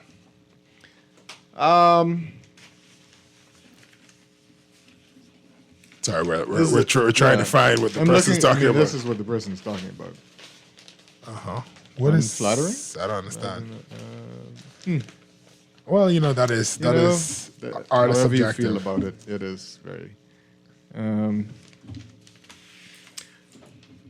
Art is subjective. Yeah. So like I don't. That's a whole like different. We could go. Yeah, I don't think that. I mean, that picture. If it's that picture they're talking about, that doesn't seem like a person where it's like, oh, don't show this. Yeah. You know, and then different things. Sometimes you need to see somebody in agony so that you can understand. Right. Otherwise, the pain. Yeah. Because like if you've never seen it or seen a portrayal of it inside your mind, it's not a big deal. Yeah. And it's like, and then you witness it, and then you're like, oh, that was horrible. I think photojournalists in general try to capture the moment in order for you to understand the moment and understand the pain of the moment. Because if you read it, you might not understand, but you could see pain and agony in people's faces. Right. You understand in a war-torn area, a crushed building with a leg hanging out is going to touch you more than someone writing, there was a crushed building with a leg hanging out. It would help end the Vietnam War. Well, there you go. Because up until that point, you only heard about wars. You didn't really see it in real time or whatever. Yeah. Let's take this call. Good morning, caller. Welcome to Morning Blend. Good morning. How are you guys doing? Good. How Merry you Christmas doing? and Happy New Year. Same to you. Holding on to gods and changing hands. Yeah, right here, man. I am very concerned about the scoring of John Canoe. I was out there Christmas, and there's no way the Valley should have lost that parade. And the scores, I don't know how they score. It's a very simple and none of them are my fans, but man, ain't no way that's supposed to be that close, man. You want to know the simple solution to that? Huh? You want to know the simple solution to it? Well, I don't know. See, I don't know. They have persons. No, I'm asking. I could give you a simple solution if you want. If you want it. What is your suggestion? I don't have any. I don't know. So my simple solution is there needs to be, and it doesn't need to be from the JCNP, right? It could literally be a complete different thing. The Guardian could do it. The Tribune could do it. They could literally say, "We want you to come independent. Come on our page, come on our thing, and tell us and vote for who you think should have won it." We could set it so that you only get to vote once from a certain IP address. That way we prevent, you from voting from 30 times or whatever. We'd say, okay, you only get to vote once from your IP address. We know that's you. All right? And we'll be able to say even though this is who won, the people say this is who they think should have won. All right? And the same way, because I've heard before where a person is not a part of a certain group and say, but that person should have won. Right? Yeah. And so I think the Behemoths are capable of being fair enough in their judgment and saying, I like that. I think that was a nice costume. I think that should have won. They had great music. I think they should have done. So I think Behemoths are capable of that. The whole idea where we need to, the selling of our culture, whereas like John Canoe is now a money-making situation, is a bit problematic. Right? And the fact that we have now turned it over to a council or a board or a community, a group of people, and saying, y'all in charge of this. This is our culture, but y'all are the gatekeepers, and you can keep me out, and you can prevent me from seeing it in the best spot or saying it in the best spot. It's all problematic. Yeah, but guess what? You start at 10 o'clock. How come we can't end early? So we can start at 6 p.m.? Why did we start at 10 and still at the break of dawn, almost 6:30, 7 o'clock, we still ain't finished? Because they're running it like a business and they don't know how to run the business. And I feel that's fair enough to say. I saw the ticket sales too. I don't know, the ticket sales went up. But someone needs to explain the process of those people who are promoting the advertisers. They need to explain exactly if they sponsor the Boxing Day or New Year's Day parade. No, they get tickets. What is in it for them? We need clarity on what's the process when they contribute to these parades, and what do they get out of it. We need transparency. I hope the minister's listening. We need transparency.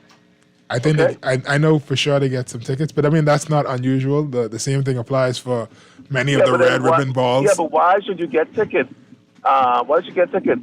If your name is going to be advertised, why should you get tickets? Those tickets should be for the public. Once again, that is up to them to do or say. As the people who are giving the sponsorship to say, "Oh no, I don't need it. I just want to do it for the love or for the exposure." If they aren't saying that, right? The thing is, if the John Canoe Group or JCNP is going to them and saying, if you give us $5,000, we'll do this for you. If you give us this, we'll do that for you. And part of it is you get this nice seat on Bay Street. Then that's what they did. But that is the consequence of you turning over your culture to a company and a corporation for profit. The John Canoe Corporation responsibility is not to uphold culture. Their responsibility is to make a profit. I mean, it's a corporation, right? Yeah, but when I say accountability too, if everybody is contributing and sponsoring, and let's say it comes up to $1 billion or $5 million, we need to know all the sponsors what they have sponsored and what happens with that money. Because if they sponsor the parade, why the tickets have to be so high? That's my point. Someone needs to come on the radio, and you guys are responsible, the news people who are listening this morning, put the heat to the fire on them and find out exactly what's the process. Because you're getting this money, and the tickets shouldn't be that high. The way you asked that question, I know that you know the answer already. Yeah, just the way you asked that question, I know you know the answer. Yeah, and not only that, I smell a rat, but I can't find it. That's the problem. All right? Yeah. So I hope they listen, they get on the radio, and explain all those issues that I have and many Bahamians may have. Rats live in colonies.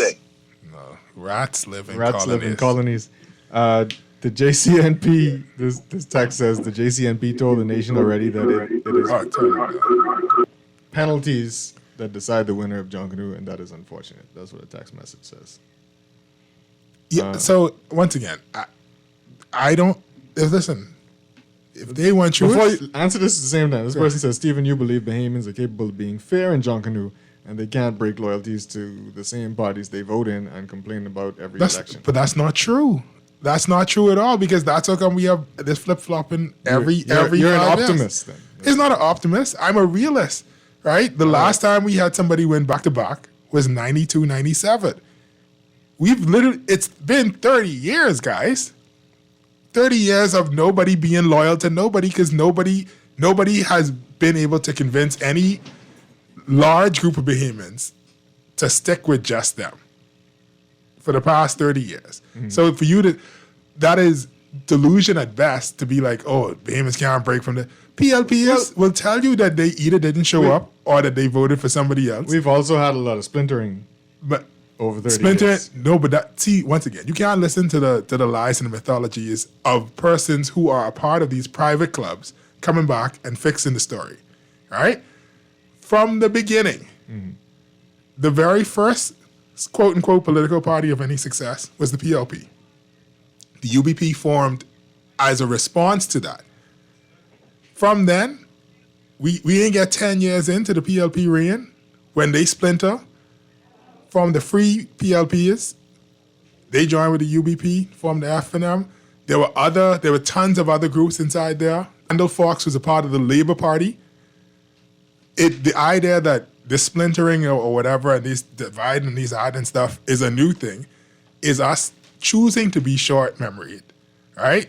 This how it been, not for the past 50 years, for as long as there was one man, one vote, you ever had all this splintering and stuff. So you can't, that's not a new factor. I was talking about Junkanoo. Oh, my bad. I thought you was talking about the politics. Sorry, but yes, but the same thing applies. Yeah. Right? I think that Bahamians are capable of being fair enough to say, yeah, as a root, but Valley did look good. Yeah.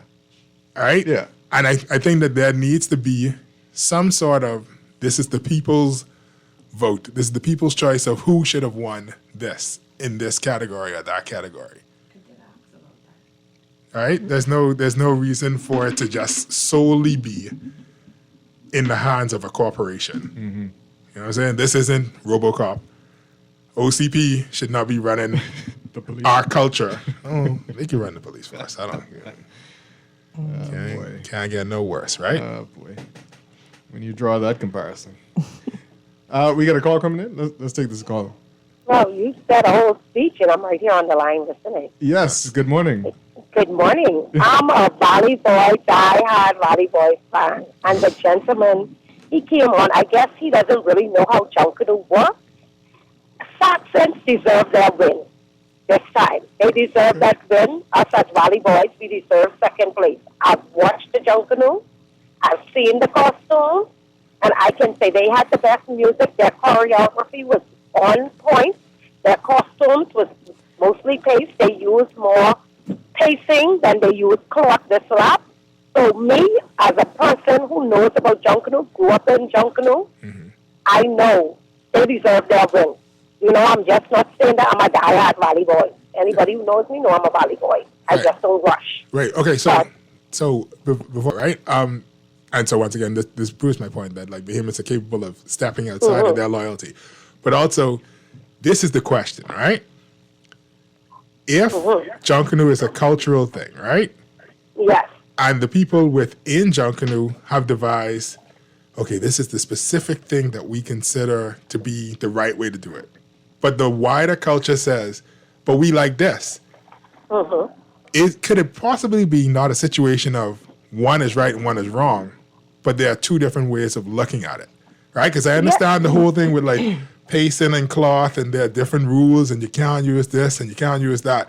But it's like when you look at the Academy Awards, the film of the year rarely is the one to bring in the most money. So there's what Hollywood considers the best film, and then there's what your uncle, who watched the same movie 4 times, considers the best film. I don't know if either of them are wrong, but I think there's two different ways of looking at it. All I'm saying is we don't have the other barometer necessarily. We only have the one where it's like this is what academia of Junkanoo considers to be the best. Yes, but you have different categories. Like I said, if you don't know which category you're looking at, you're just looking at as a spectator as, hey, they look good, they sound good. Right. But it all breaks down that, hey, even when they do the Academy Awards, it's Best Actress, music, and all of this. It's the same step as Junkanoo. Right, no. You're going to look and you're going to determine the winner from all of the categories. Okay? And I can say, and like I said again, Saxons won it, hands down. Valley second. I like that spot we came because we deserve the spot we were in. And that thing with our culture, for people to tell us this, that, next thing, I don't like it because it's a cultural thing. It's not a business.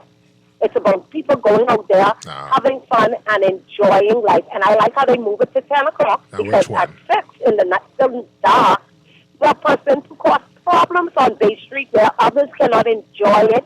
The people who pace and stuff cannot enjoy it because big fight and stuff going on. So the 10 o'clock made it more better for who want to come out to enjoy. And the criminals don't like come out in the light because darkness don't like light. So they have to stay at bay. I guess. All right. Thank you. So that's my take. Appreciate that. I really like the idea of a people's choice. People's choice, and when I don't think the JCNP. Yeah, because when Miller is his name Miller? Who? Dion, what's his name? The head of the couldn't tell you. Yeah, when he was on, I did ask about a category for the people's choice. I think it would be interesting. It would add a different flavor. People would be able to cast a vote to say, and only certain it doesn't even have to be for the entire group. It could be for they could start it somehow to build it and work it to the place where you have a group. People's choice, but then you could have like individual pieces, people's choice. Like it's so much, and that way you can also get more people involved. So you have different prizes for, okay, this is who the judges say won. Once the JCNP is not the person doing it. And this is who the people choose. Because even if you look at beauty pageants now, they're having the people's choice. No, but right? Just before you say that is Tukwesa Dean on one of our co-hosts to round out the show. We got Dazzy the Demi with us too. Daz Bennaby, we just thank you for being here. Oh, really? You haven't done the round table? Okay. That's great. Yeah. Welcome. But thank you. The importance of doing that is, right, it is going to show the disconnect between what the highfalutin people who believe that they own Junkanoo think Junkanoo is and what the general culture thinks Junkanoo is. And so case in point, Bahamians like foolishness. The song competition, ain't nobody know who win that. Nobody know who comes second, third, fourth, none of them stuff. When you say Bahamians like foolishness, what do you mean? But the song by that one 360? Yeah. Elkin 360? Yeah. That win. But that's the thing. He didn't win. Right. But he didn't win the competition. No, he won. He won 2023. No, but he resonates with the Bahamian culture. He resonates with the Bahamian people, right? And the thing is, when you take somebody who has studied this art all their life, they are looking at things that the general public isn't looking at. Yeah. There's a place for that. That's the Academy. Yeah. Right? The Academy of Sound and Music and Recording, what they give out a Grammy for is way different than what people listening to on the road. Yeah. The same thing with movies. The top movie is not going to be the same thing as the best picture of the year. Right. Matter of fact, sometimes the best picture of the year don't make $1 million until the Academy Awards, because now people are like, oh, well, let me go watch let me that. go see what that was. Yeah. I think there's space for both those, Stephen. No, I think that I am 100% saying there's space for with both. judging. The problem is right now we only have the Academy. Right. We don't have a true barometer of what behavior. And sometimes those things will be the same thing. If we're lucky, sometimes it'll help the people in academia, in the academy, to say, okay, you know what? We need to come this way because this will make it more popular with the Bahamas and with the Bahamian people, and we'll get more participation and support. But we don't have the second thing. That's what I'm saying. So you're advocating for the second thing. Right. Me and you are on the same page. Okay. I'm saying this is the reason why what you're saying is I important. think both are important. Yeah. I don't know if this conversation has the phones lit up, but they are. Let's take this call. Good morning, caller. Welcome to That's Morning the joke Vent. of the people calling around me. Caller, you there? No? Hello. Hey, yes, good morning. Yeah, good morning, Mr. Ian, Chester, and sounding Stephen. Yeah. Yes. Morning. I know Like that. Stephen is leading, Jazzy. you know, Stephen always have good ideas once it's not the pandemic. But listen, man, you know, Stephen, I reached in time, right, Chester? Yeah. You know, I saw the Roots, I saw the Valley, and I saw the Saxons, right? And, you know, I kind of agree with what Stephen said, so I was making jokes with the inspectors, right? And so I said, man, you know, you all know if the Saxons beat the Valley, they cheat, right? But I saw the Valley performance, I saw the choreography. So when I saw the Saxons, I mean, if I were pining, I saying, there's no way they could have beat them. And they didn't. Now, she making it look as if Bahamian people, I have no idea, at my age, if I have no idea what jungle is all about. What I'm saying is when I look at the dances, and I put everything together. Yeah. I thought Roots was supposed to beat them too, so Saxons finished to get third in my book. I go, look, now they could see what they want, but what I'm saying is the performance on Shirley Street, I heard a lady from the Saxons group saying the girls, look, they dropped dead on Shirley Street. Yeah. All right? And this is what it is. You feel what I'm saying. Yeah. There's no way you could say, I mean, I don't know if it's a biasness or, like, maybe someone made the joke, say all of the judges is Saxons. Yeah, and it's not nothing to do with me in the Valley, even though I grew up in the Valley. Sparky older than me, I used to be around Spanky and Ducky them from way back, even before the pig scheme into existence. You understand what I'm saying? So that's the way I would like to opine it. But as it relates to crime and the statement made by the lady just now with the criminals, right? Listen to me, Stephen and Chester. You know what is most appalling for me, Mr. Ian? You know what is most appalling for me? There was a group of young men walking northwards. Now, they obviously fused together after they came behind the checks, right? But he's actually wearing a mask in the excuse of the pandemic. He's wearing a full mask with no one seeing his face and actually pulling it more so you can see it. So how you could say you see people fighting crime? I told one, I said, listen, man, for people like who going out there with their family, that means you could do anything and get away. How could you be walking around with a mask, bro? What type of madness? You only see what's going on all over the world. They're inducing madness. Bless up. Yeah. Thank you. Very passionate. It was passionate. Yeah. The thing about judging, though, is that it's so subjective. It is. Right? You have how many judges? Let's say it's 10. Has 10 different personalities. More than 10. Yeah, looking for, and everyone is seeing it out of their own eyes, their own perspective, putting their own weight to it, right? Yeah, and so the judging is subjective. Right. So you go ahead and you tally all the judges' stuff, right? And you come up with an overall score. But I think that people will be so much more pleased as well if they have the opportunity to cast a vote for who or what they believe. And it doesn't diminish the judge's decision. It's just the people's choice. Correct. Yeah. Correct. Because people have their own personal biases as well. Correct. Right? So I'm a proud Saxon, so obviously I was very pleased with the result.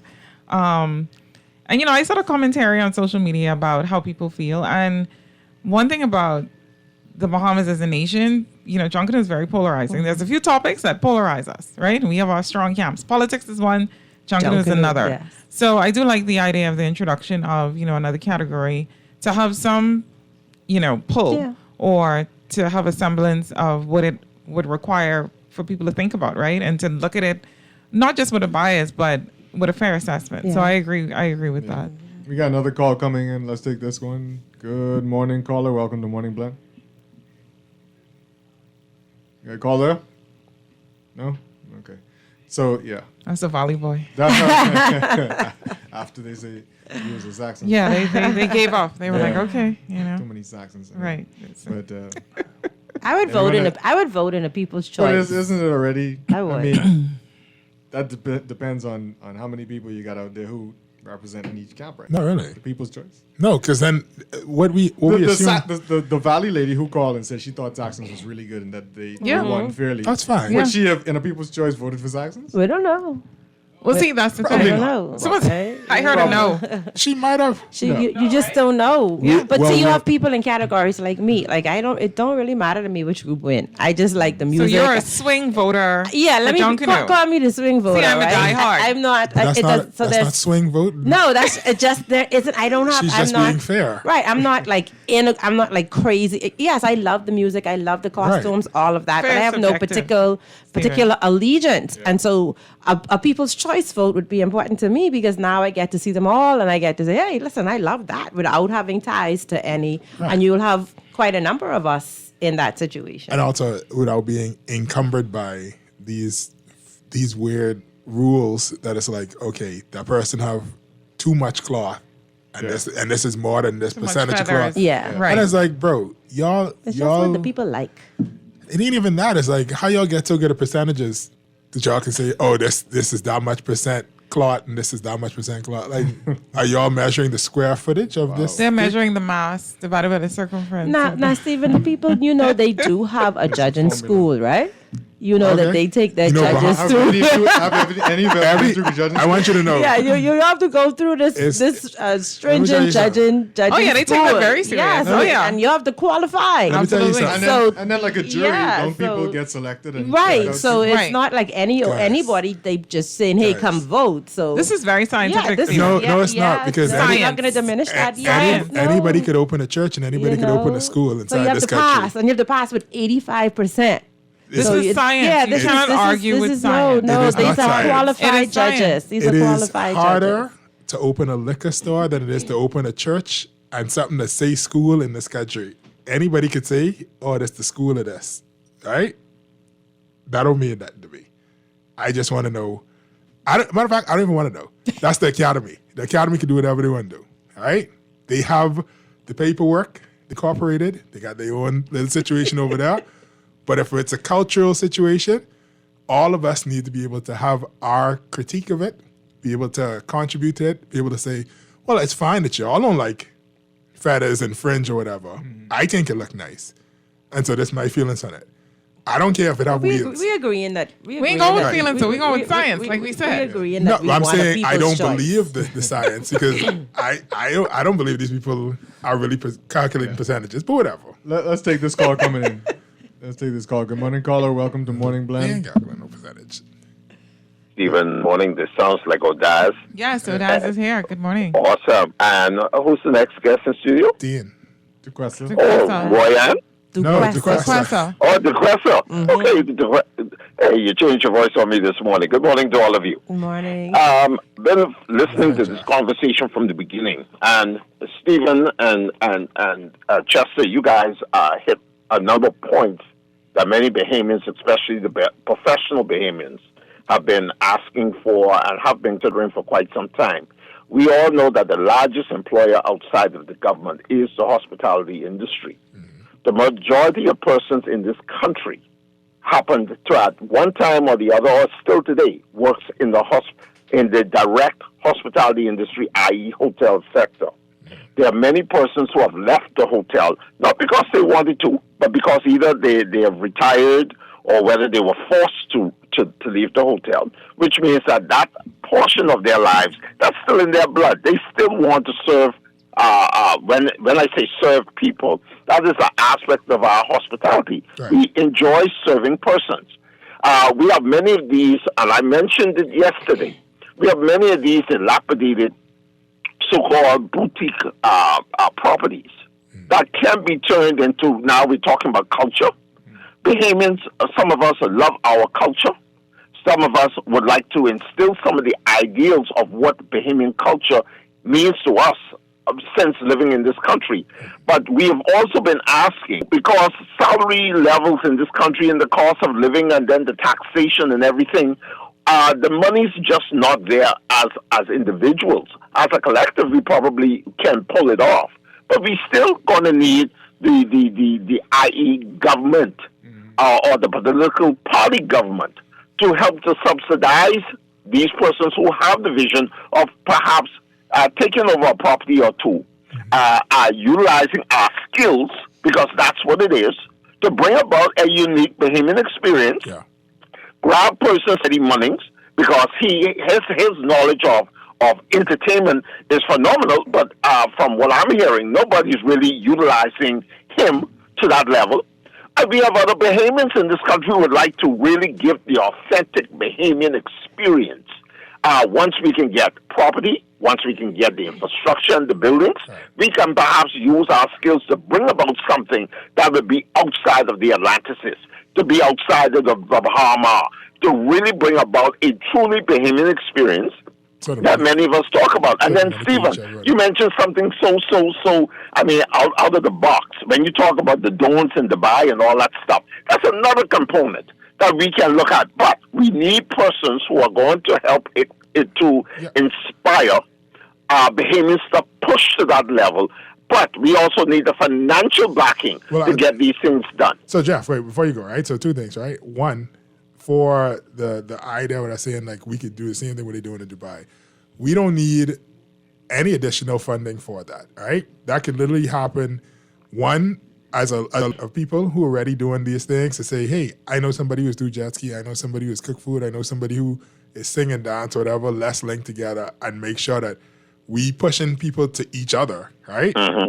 But also you could go and go to the Department of Cooperatives, do a legal thing where y'all make a cooperative, right? And so you have a legal backing for that. So that's one way. But then the other thing is when you talk about dilapidated property, there is a theory of economics, right, that would solve, I think, some of our problems in the Bahamas, where they believe that land cannot be owned by any individual, that land is for everybody, but if you have land, you need to pay rent on the land.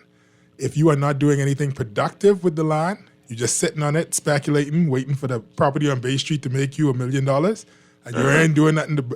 The government needs to charge you such a heavy tax that you will either be forced to sell it to somebody who will do something productive, like build a school, build a factory, build a house, or you are going to pay like 90% tax of what it's worth on it every year, right? You do that enough times, we ain't gonna have no dilapidated buildings nowhere. We ain't gonna have no person who own a swath of land sitting on it waiting for somebody to come buy it for $2 million because they try to sell it to an investor for a hotel. People will have to be productive with the land. And with that inflow of capital, we could invest in all these different things. Right now, the government will tell you, say, we ain't got no money to do the things you're saying, Jeff. It sounds good. We ain't got no money. Yeah, right. But what we need to do is hit up all these people on Bay Street who own all this land. Hold on. All these people in all these corners. So I'm in full agreement with you on most of what you said. I'm not. However, Don't get scared. but however, right? How do you hold accountable yourself and your cronies, right? Because you're essentially crippling everyone. Everybody, yeah. Because anyone that has your Dubai eye, they're getting blocked because they're competition.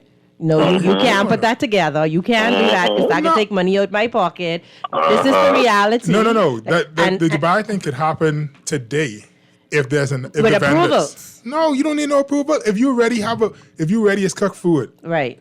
If I already have a jet ski, nobody is stopping me from saying, hey, we can go carry the jet ski, follow me, and we pull up right in front of you. Nobody is stopping me from doing that. Right? Well, and nobody's stopping us from expanding it to being here. We gonna capitalize. We're gonna give these people 4 hours of things to do. Well, looking just if I can, just for the essence of time, and I'm gonna close on this. Stephen, I hear you, and and the Cressor, you're onto something here. Let's be very serious here, yo. The politics in this country, you talking about these things, and we put these ideas out in the airwaves So people who actually are thinkers in this country, who really want to prosper in this country, they could tell you of some of the pitfalls that they fought. You could come up with an excellent idea, but I can tell you two things are going to happen. Either one, your idea is so excellent that the upper echelon is going to try to steal your idea before you can even get to it, or two, you're going to be stifled with a lot of pitfalls and roadblocks trying to get your stuff done. And I can tell you, it's a reality in this country, and we cannot overlook that. But everything is doable here, Stephen. I hear you. Everything is doable.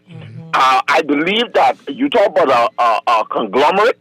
I think we as a people, even though we're having this conversation on radio now, all of these persons who are interested in such an affair like this, we need now to come together, put our voices together, put pen to paper, form an alliance, and let's get this thing done. Because I can tell you, we're not getting any younger. This country is not going to provide anything greater than what we're getting right now, besides the fact that it can, but it's not going to happen with the current mindset of our leaders that we have. And this is time for us to come together to try to pull this together to make this happen. But thanks for taking my call this morning. I continue to listen, and God bless you all. Happy New Year to all of you. Well, they've written a decree. Right, the Prime Minister. And it's in the paper today. Right, he believes exactly what I'm saying. What we're talking about. And Jaquesta, why are you rolling your eyes so hard? It's his words, and he said it somewhere, and we got the proof and the evidence. Are we going to print it? That everything that we've been talking about, I feel Have you found on this radio station. I haven't found the full thing. We need to find the full document. We need to find the full text. And you know, like how on ZNS they play the national anthem at the beginning of every morning? Yeah.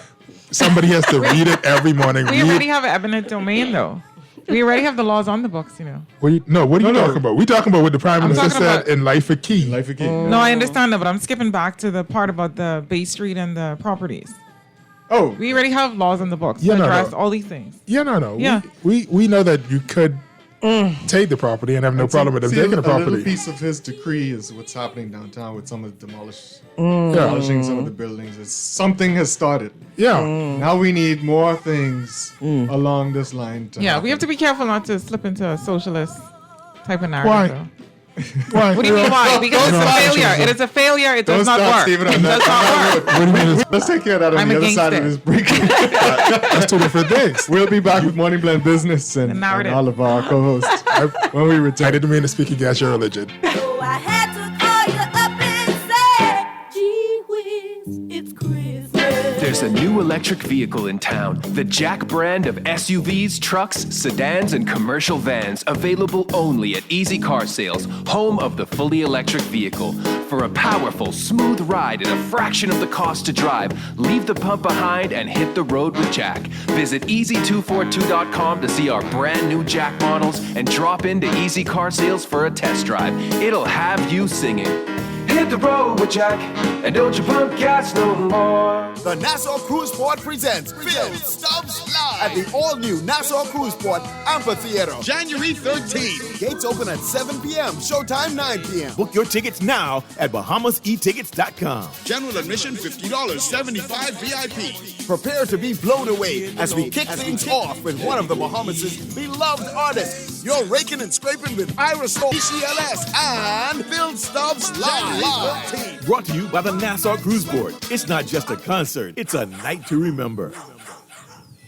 'Tis the season for sharing with loved ones and friends, and a time for reflection on the year soon to end. But before this year ends and the new has to begun, we at Screws and Fasteners World would share a gift too, though it be only one. For trusting our services in projects great or small, we thank you for stopping by or giving us a call. As we bid farewell to this year at its end, should we not meet tomorrow or on the other days round the bend, have a happy Christmas and a safe celebration till we meet again next year for another collaboration. Cashmas is here at Percy's Island Game. 78 winners, $250,000 in cash and prizes, and a grand prize of $50,000 in cash. And there's more! 7-day Caribbean and Alaska cruises, 7-day trips to New York, Las Vegas, and London, TVs, iPads, cell phones, and 23 Toyotas. Enter to win each time you deposit $20 on your verified account at the only place with the cash, the cruises, the toys, the trips, and the cars this Cashmas, and that's Percy's Island Game. Towards the heights of the season, Scotiabank wanted to give the people a lift for mom, dad, and kids. Apply for a Scotia Plan loan and unwrap the perfect Christmas gift. Fix your home, buy new appliances, or go on vacation. Scotiabank is giving holiday cheer with an all-expense-paid weekend trip for two to Miami for 3 days and 2 nights. When you apply for a Scotia Plan loan from now until December 31st, enjoy low interest rates and no payments for up to 2 months. Unwrap the perfect Christmas with Scotiabank. Mr. Campbell, we have your test results. Do you want the good news or the bad news first? Good news. No, wait, bad news. Give it to me straight, doctor. Your blood work came back. You've got erythrocytes all over. Oh no, this can't be happening. Here's the good news. That just means red blood cells. It's a good thing. You're completely fine. With 99% of medical claims paid in 5 days, we're like a doctor who doesn't want to be a comedian. CG Atlantic, medic like that. It's been 35 years since Custom Computers was founded, and we'd like to celebrate that milestone by thanking you, our clients and customers. You've inspired 35 years of expert service and support, partnering with the world's leading brands like HP, Apple, and Microsoft. We take pride in setting the bar for what you expect and deserve from a homegrown Bahamian business. We're here to serve you when you need us, so call 396-1101. Custom Computers, raising the standard since 1987. The National Insurance Board encourages all employers and self-employed persons to stay ahead of the 2024 rush by scheduling a meeting with your inspector today. A one-on-one appointment with your inspector ensures that your account is up to date and compliant, making it a hassle-free process when applying for your tax compliance certificates and business license renewals with the Department of Inland Revenue. Stay ahead, avoid delays. Keep your business thriving. Contact your inspector now. Your success is our priority. What would you do with extra cash? Plan a trip. Overhaul my wardrobe. With CIBC First Caribbean with savings on your mortgage cost. Buy or build your home or switch your mortgage to us and get up to US $1,000 off the loan application fee. Up to US $2,000 off home insurance. With up to US $10,000 towards switching costs, your pockets will be comfy too. Visit CIBCFCIB.com/get comfy for more information. Conditions apply. This is Guardian Radio 96.9 FM, Nassau, Bahamas. Guardian Radio 96.9 FM. Fresh news, smart talk, all day. The views and opinions of the host and guests are their own and do not necessarily reflect the position of the management and staff of Guardian Network. Wake up, it's a new day. Wake up, it's a new day.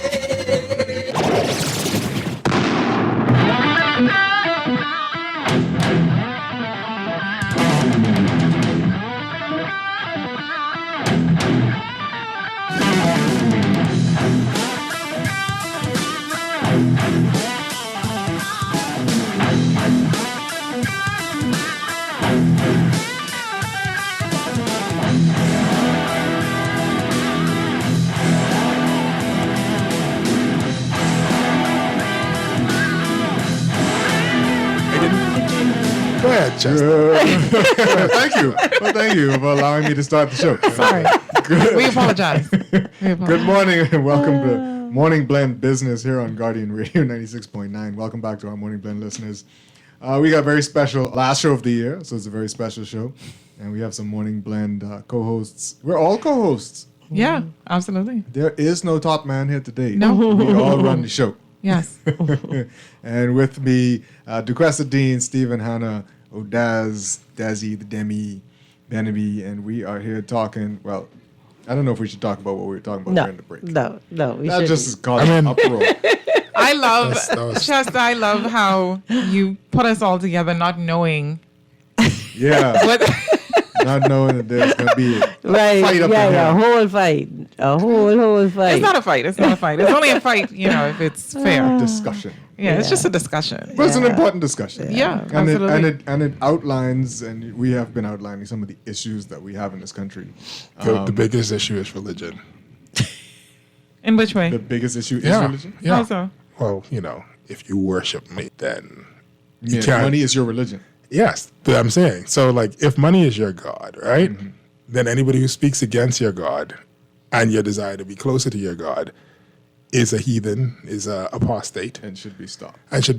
And so you fight with a different means fervor. necessary. Whereas if it's just a club, if it's just a thing that I do on weekends, like how people treat church, then anybody can say anything. Right. Right? See, I fail to see how anything we're Capitalism talking is about evil. today. Your turn. I fail to see it, and you think socialism is not evil. No, I didn't say that. So what are you saying?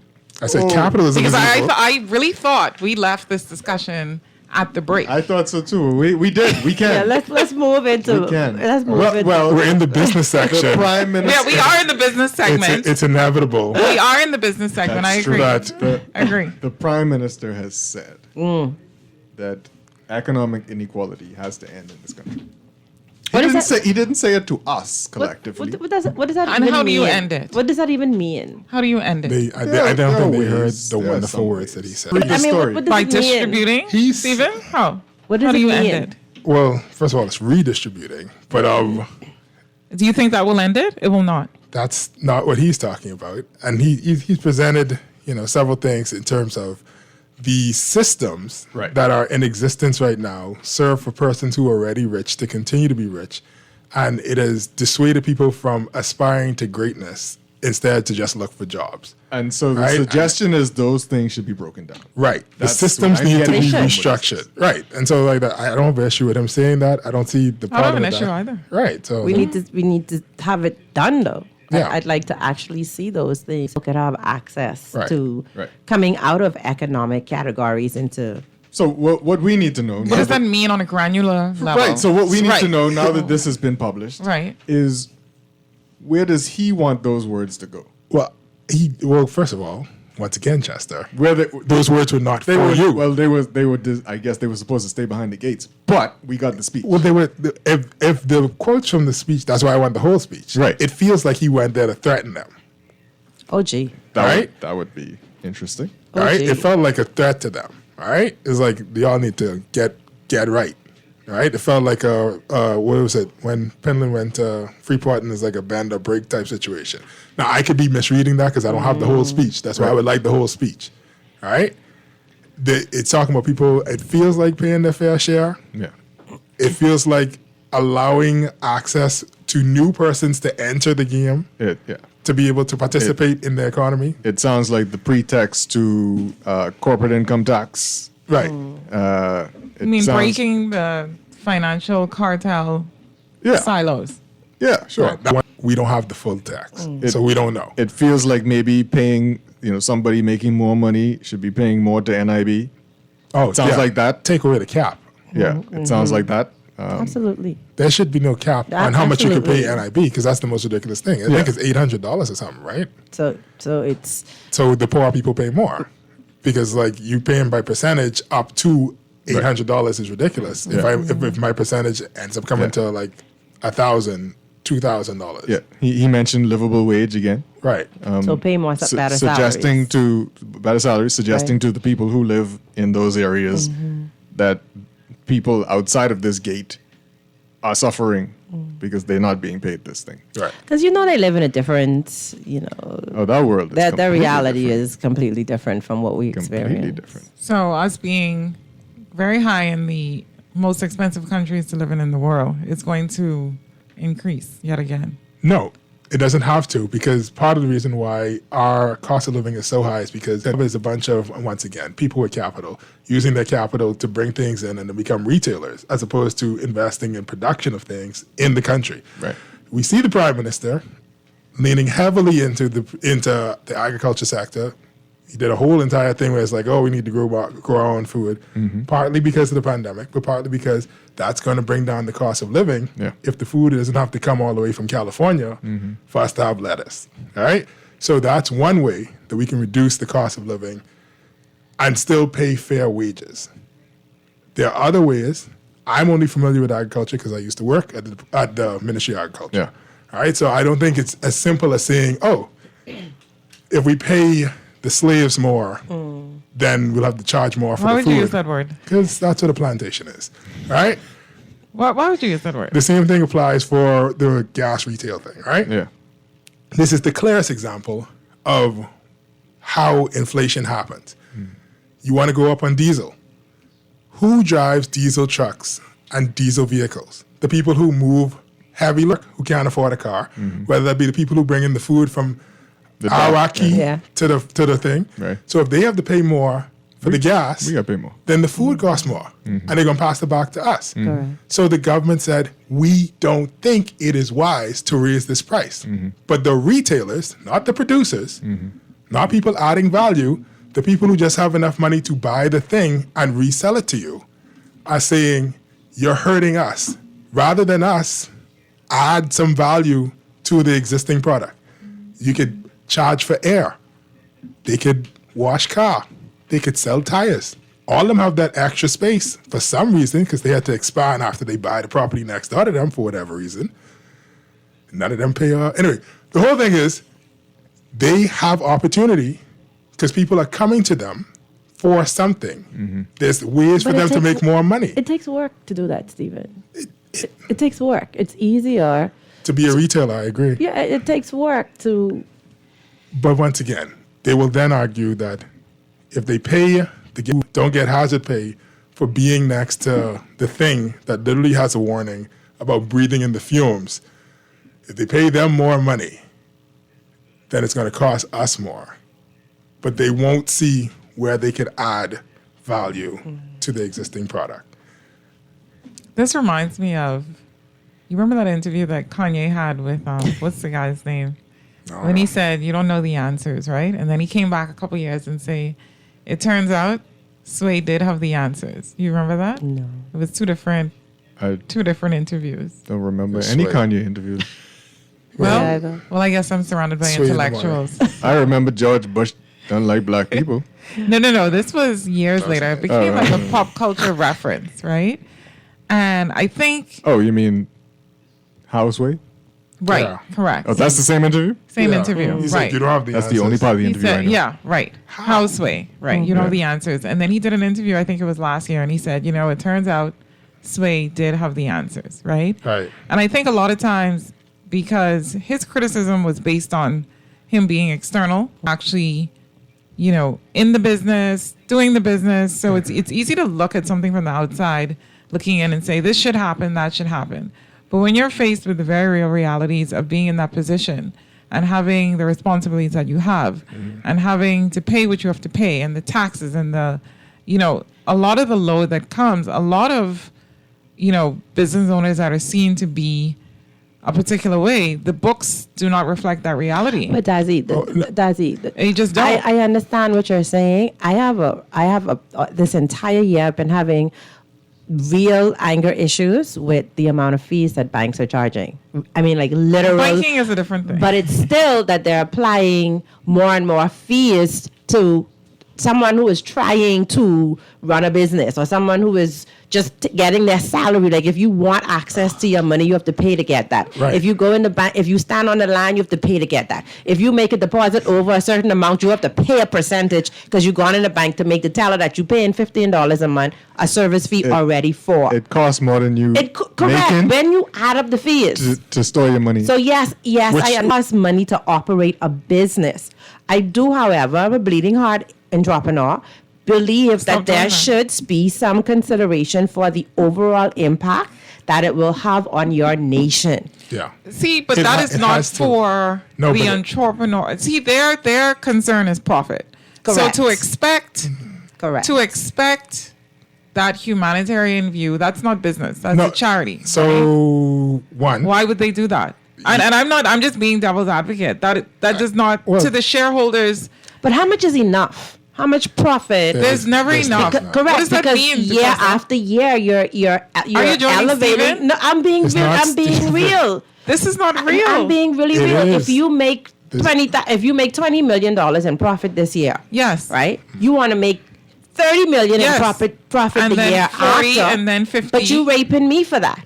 It's not. That's my viewpoint. That's you, your viewpoint. You gotta come to me. That is your existence. Because the truth is, It is not reality. That's just a perspective, Stephen. No, it's not. Because the only way as for you the to do Stoics it. say, The Stoics are dead. They killed themselves because they're Stoic. Let's stop talking. Money is finite. right? The central bank of the Bahamas will tell you money is finite. Every Bahamian dollar is predicated on us owning and holding in our possession an American dollar. We cannot continue this foolishness where it's like money is infinite. It is not, right? It's a finite resource. If one person is not only grabbing as much as possible, but hoarding it, not putting it back in the system, not spending it, not paying their workers a fair wage, what is going to happen is the whole entire system will collapse, and only the person who have enough money to have a private jet to leave the country because they have a apartment in the south of France is going to survive. That's where we're headed. That's an extremely That's juvenile not an take. extreme. That is a juvenile take. Of what? On juvenile. Basically, no, it is because it's very pie in the sky, hug a tree. No, I'm not It is not hugging any reality. tree. It is reality. It is not reality. It is, Because it is not reality. It is not. What- See, the what thing is is, what we reality? have to. Here's the thing. What we have to understand is people have responsibilities to what they have a responsibility to. Right, and that's So if you greed. put emotions in it, you risk mentally where there's none that exists. Their responsibilities to their shareholders, right? Right, and my responsibility Businesses- is to behemoths. Right. And so I hope that their business collapse, right? Because I don't care about them. I care about behemoths. How is that going to help? No. You're hurting behemoths. They're employing behemoths, so you hope these behemoths lose their job then, is what you're saying. Understand. I hope with the Prime Why Minister would of you the want them Bahamas, to fail? Can I answer the question?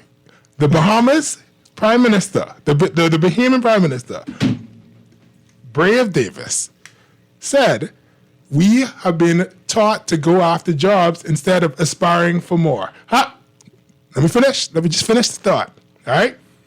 If these people are beholden to profit and nothing else, then let them be beholden to profit and watch how often every 20 years the biggest businesses in the world inside the Bahamas collapse because they ain't really doing nothing. They ain't innovating. They ain't pivoting. They start and they turn around and beg the government to protect them.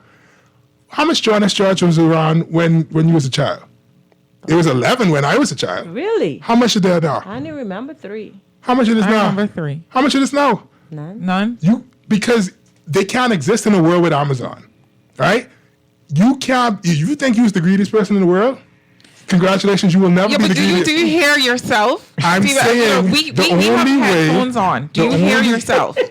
Do you hear yourself? I don't think you're hearing me. The only way for the country to work is if we come together as a country. We're a community. We're a society. If you're saying that you are beholden to making a profit and not to satisfying a need in the country, then And you there can do is no both. place. Right. You could do both. You could do both. But you can't do only your profit. If you're only doing your profit, you have no place in this society. Here's the thing. And the society will eventually push you out. That's not me saying that. Yeah, That's what's it's going to like, happen. What's? I hear all of these arguments. Oh, so sorry, Justin. No. Well, there's a lot of people on your side. Someone's saying, get him, Daz. I'm tired of Stephen and his tirade attacking No, wealth because creation. it's He very. needs to differentiate between those who obtain wealth from busing the system, abusing the system and those who genuinely made it happen for themselves. Businesses respond to the consciousness of the society that you're in, right? And so Yeah, they I provide a think need. right. So villainizing. There's a friend of mine. She owns a company where she provides, health food, right? Mm-hmm. And if she was in a different genre, say liquor, she'd have already been a multimillionaire several times over. Right. Businesses respond to the consciousness of a nation. Right. Well, not So if we necessarily as a multimillionaire, but she'd be better yes off. Yeah. To the needs. to the needs. To the needs. So if we raise our collective consciousness So why and should I value sell drugs? ourselves and value, will you let me speak now? Because I allowed you to dribble on with your nonsense, right? So I don't need your permission. Listen, then Be these quiet, These just two hush. killing me. These two killing me. It's exhausting.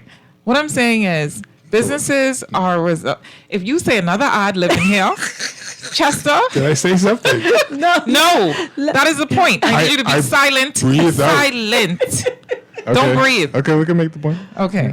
Go ahead. The point is, if businesses are based on the reflective consciousness of a society and the society demands certain things, businesses will have to respond.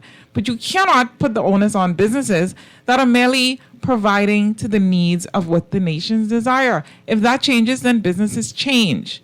So I think it is ridiculous to say that businesses themselves who are providing jobs, the same jobs that your fellow Bahamians want, you cannot say you want them to fail. They are merely filling a need. There's some nuance. What you said just now is not applicable to banking. I can tell you that. You definitely can't lump every business in that category. There are going to be unicorns and caveats gone to bed. And I think that we're all intelligent enough to not apply it to the caveats and the unicorns. Assume I'm dumb. Right?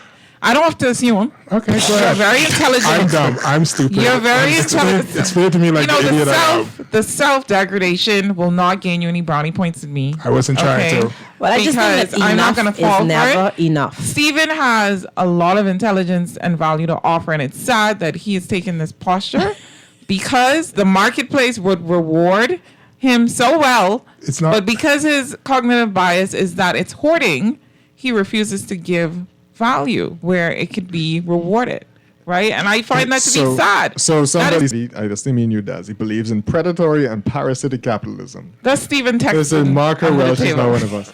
Someone says best show ever. On the table. Tell Dazzy just how business needs to make money. The government have to get taxes to run an entire country for thousands of people. And then they say Dazzy wrong. That's fine. No. And if we did, Someone I agrees just with Stephen. I was just on. It's not blanket. No, but here's the thing. I just did the show with Dwight the other day, and the gentleman was here representing the chamber, and he was talking about the percentages of businesses that do over 5 million and it is a deplorably small number, and it's very sad. We all suffer when capitalism does not thrive in a country. It hurts everybody. That's not the same thing. It hurts everyone. Because what happened is you guys tend to take the word capitalism and put it almost as a synonym for democracy, right? Capitalism does not mean people who love capitalism. Capitalism does not mean free anything, right? And if you're talking about free market economics, that's not just capitalism, right? But free market economics would destroy the capitalists in this country, right? That's not how it works. I agree. It would it's already destroying them. But I'm saying, so do me a favor, right? Don't say capitalism. Describe what it is that you want, because up until the very last statement when you went explaining what businesses are supposed to do or whatever, I agree with you up until your very last sentence, because you skipped a bit, right? So everything you said, I agree with you, because those are neutral comments and they apply, right? Right. After that, when you jump to, and so I think it's wrong that you would want these businesses to fail because they employ Bahamians, that assumption is that only through be working for somebody else can you make it, right? And so here's the thing, I never said I wanted Bahamians to fail. I said I want those businesses to fail because those businesses are not putting anything into the system, in my opinion. Now, here's the thing. How are they not putting into the system? I say, in my opinion, Okay. we don't have all day for me to explain why I believe. No, we don't. We got to get into other things. Right. And so all I'm saying is, but I don't say socialism, all right? Don't say capitalism. Just explain what it is that you think is the best thing. Explain the system itself.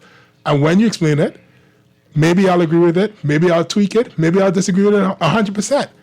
But explain the system itself, right? It's the same way with we started this conversation off this morning with vowels.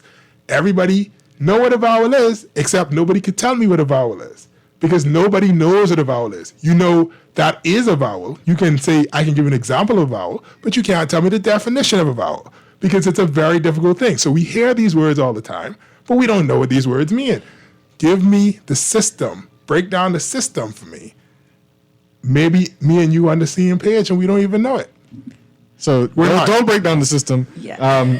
This person really wants this text message read. Sent it twice. I agree with Dazzy. As a businessman, socialism is a proven cancer to countries. Look at Venezuela now. The PM says the wealth is not fair, but yet he's creating new taxes on the poor man every other new month. Make it make sense. He's just talking. Nothing What new will happen. taxes? We're paying enough taxes. I mean, there's no new one recently, but it's enough. I'm saying, but here's the thing. I don't think that we have enough taxes. I think we're not taxing the right people or the right amount. Here we go. Did I say we need to tax everything broke that is we a sin. Plenty of people sin it. Stephen sounds like a bona fide liberal. His thoughts are very disturbing and should be seen as a threat to common sense. Teach a man how to fish rather than giving them fish. Stephen Hart in the right place, you know. But Isn't it's that just what you're saying? That's what he actually is saying. Actually saying the village should teach go a fish man. together. Right, that's exactly what But he's here's saying. the thing. People hear what they want to hear. Yeah. And people are, Especially on this when show. you've been told a mythology enough times, you begin to believe it. Zeus is going to kill all of us. All right? That's what people have been told. And so every time somebody says capitalism is bad, they hear socialism is good. Lenin, they start hearing the old USSR national anthem playing. They see a sickle and a hammer coming down on their head. They start thinking about only the bad parts in 1984. That's what people think of when they hear me say capitalism is bad. Capitalism is the destruction of the Bahamian family. I have a question for you. What is your opinion on Karl Marx? I don't have any strong opinions on him. Okay. All right, good. So now that we've covered that, 23. Yeah. Me and Stephen started to talk about the 50th anniversary. Was it great? Was it lackluster? You know, the year that was 2023. Let's talk about what you saw, what you had hoped to see, what you hope to see in the coming year, because I'm sure in 30 minutes we're not going to get through everything.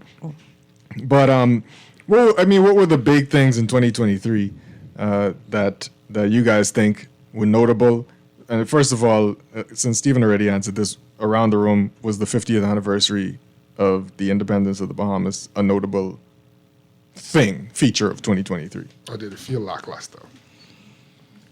That's a good question. I thought it was adequate, but I think that I thought it was adequate, but a lot of the narratives were very polarized depending on how you see 50. So some people see 50 as, you know, the beginning of a nation, a small nation. You know, we've done a lot in 50. Look at what we should be proud of. And then a lot of narratives were, we should have done more in 50 years, right? So I think that all of that is very subjective. I thought it was fine. You know, I didn't have an extreme reaction because I realized that, you know, as the country is still very young, I'm one of those who take the posture of like, the country's very young. You know, I think we can do more, obviously, but we've done a lot. So I believe that once Bahamians, we are not apathetic and we actually want to contribute in meaningful ways, I think that things will get better. So I thought it was adequate. I thought it was fine. I didn't have a strong opinion on was too much money spent or was not enough money spent. You know, I participated in some of the festivities. So I enjoyed it. I thought it was fantastic.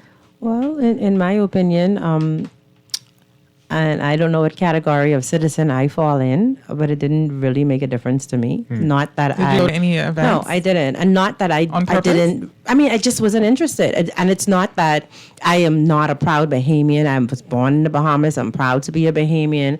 I'm proud of how far we've come. You know, I've had a lot of examples of great Bahamians through my family. So from that perspective, yes, 50 years is, you know, great, amazing. So, you know, I didn't attend any of the festivities because I'm not really like a social type person. So going to those events mean nothing to me. Yeah. But it looked like people enjoyed them. It looked like there was a lot of fun. There were a lot of activities. There were a lot of different things to do. So people seem to have enjoyed it. Yeah. At the same time, though, when we talk about 50, there are things that I am concerned about. For one, youth development. We have too many young people that are seemingly lost, right?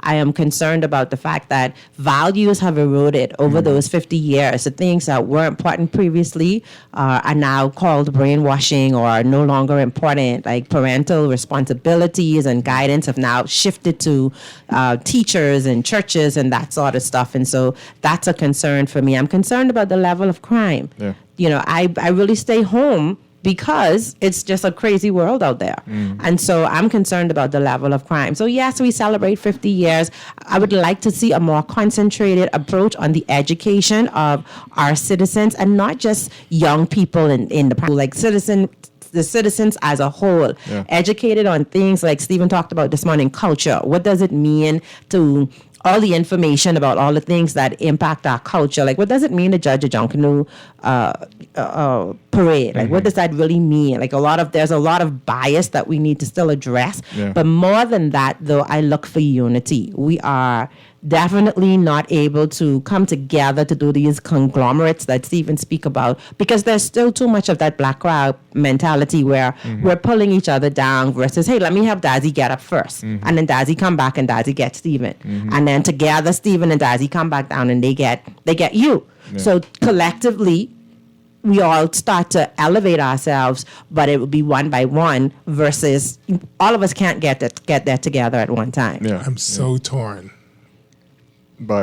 Because the crab analogy. Oh, Jesus. Next subject. Okay. I'm scared. Okay. Next subject. What we should do is let's take this call. Let's take this call. And good morning, caller. Welcome to Morning Blend Business. I saw his eyes flicker. Good. Caller, you there? No? Let's take this next call. Good morning, caller. Welcome to Morning Blend Business.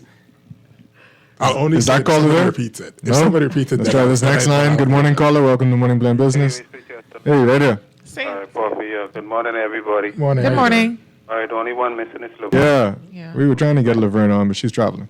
I respect, but before I forget, Stephen, I believe the majority of us, I know people just get tired of hearing us saying right thinking persons, right? Agree with you. But with the part where these businesses or business people, they have businesses, but what I really want to ask is, Stephen, they have an obligation to do more? Legally or morally? Both. Because that's two different things. Because legally they don't. Do more what? Yeah. Legally they're doing exactly what they're allowed to do. Morally, it's up for us as a community to decide if morally people who, let's say, pump $100 million a year out of the ghetto have a moral obligation to at least make sure that the neighborhood where their number shop is look good.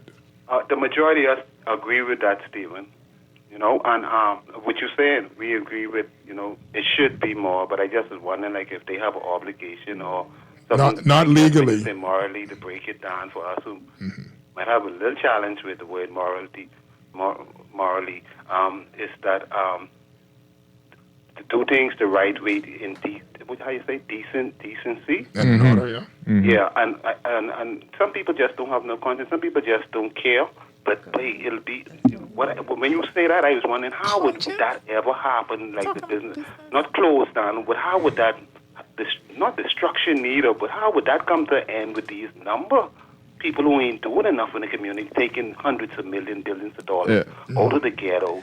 What would that look What do you like? mean taking? The people, we would have to Well, really. we'd stop using it. And the thing is, Thanks, Papa. We gotta go on, but thanks for the One comment. thing, the Dean lady, Mom, Aye. you have a sweet voice, and it ain't being fresh or nothing. And the things would you start bringing up when you say you have a, you feel like it's not right. To paraphrase what you say, hey, look, Mom, all us agree with you with that. Plenty things. You could use the crowd syndrome or whatever. Hey, Papa, thanks. Let's try to get to these calls. You were saying something? No, I okay. was saying, what do you mean take? There's nobody going in people's households, and the people are giving their money. What are we Willingly. talking about? That's a whole Anyhow, his different name is conversation. literally Yeah. Pauper, so we have to take this with a grain of salt. Let's take Steven, this you had next something call. to say, right? Let's take this next call. Good morning, caller. Welcome to Morning Blend Business. Good morning to your team, Mr. Robach, and I Yes. think Stephen Thank and you. How you the doing? beautiful ladies. Yes. I didn't call to say much this morning, but I just thought I should. The ladies that you all choose to be on the show with you all, I don't know who make the choice. I don't know if it's Stephen or you or whatever. But I must say, I want to wish them specially a very healthy and a prosperous new year. All the ladies, I think they are so graceful and they are very much intelligent. And I think Miss Dane is looking for that. I'm an old man now. I think she's looking for that alpha male. Oh, I got him. You probably listening right now. What is happening? I hope that I want to wish you well, Miss Lightburn. Thank you. That's you, right? Yes, thank you. And I think the choice of the girls, the lady in Freeport and the lady who was there on the show, ran on. You all are so graceful, and use your influence, because some of our sisters in this country need some help. All right. Please, whatever, in every which way, use your influence to help our sisters to become more graceful, to make our man a better man. Have a wonderful Thank you New so Year. much. Thank you so much. Let's try to get to these calls. Next call. Let's take this next call. Let's take this next call. Yeah? No? So the thing with the crab is the thing with the crab. Yeah. So They're originally they're more yellow and metaphor- red crabs. Well, yes and Whatever no. color. So originally, the metaphor by a Filipino guy, all right? The addition of black crabs, and I've heard people say, oh, black crabs is the only ones that pull each other down, has to do with persons looking down on themselves as inferior. So like every time somebody says black crab syndrome, I wish to stop So let's correct it and just say crab syndrome. Right. There It's you one go. of those things like we were talking about with Crab Siobhan, syndrome. where you just say it. Yeah, you just because say it. Yes, it's there. yes. Right. No, I know that Yeah. you didn't mean that. Yeah, crab syndrome. Right. You don't even think about people when you say black crab. Right. Or for you. No, I people don't will know. say, I've heard people preach entire sermons about black crabs and white crab don't pull each other down. And the truth is, all crabs pull each other Crabs. down. So we're going to go with just crabs. The issue We're is gonna not go the with crabs. crabs, the issue is the bucket, right? Right. And for you to be mad at the other crab is kind of pointless because the whole point of the analogy is if you put people in a bad circumstance, they're going to become greedy animals clawing their way to the top, right? This is what the Bahamas is, right? The Bahamas is one giant ghetto, right? Where it is difficult. Ghetto is defined as anywhere that you are stuck because of economic, religious, or political reasons. You can't get out of that I situation. don't disagree with that. Right? So if we find ourselves in a horrible situation, a bucket, then it is not unusual for you to turn against the person next to you because that's the closest thing you have to you. If a human put their hand inside the bucket, then the crab will bite them, but the crab will keep pulling each other down. And so we must be mad at the bucket, not necessarily the crab. The crab is of any color. Majority So the of the crab world is is about poor responding people. to the environment. Yes. They have in Australia they call it tall poppy syndrome, right? Where the poppies cut the tallest one, and then in England it's another. There's another one, but this is present in a lot of other countries as well. We should call it. What? What's the trees we've been cutting down?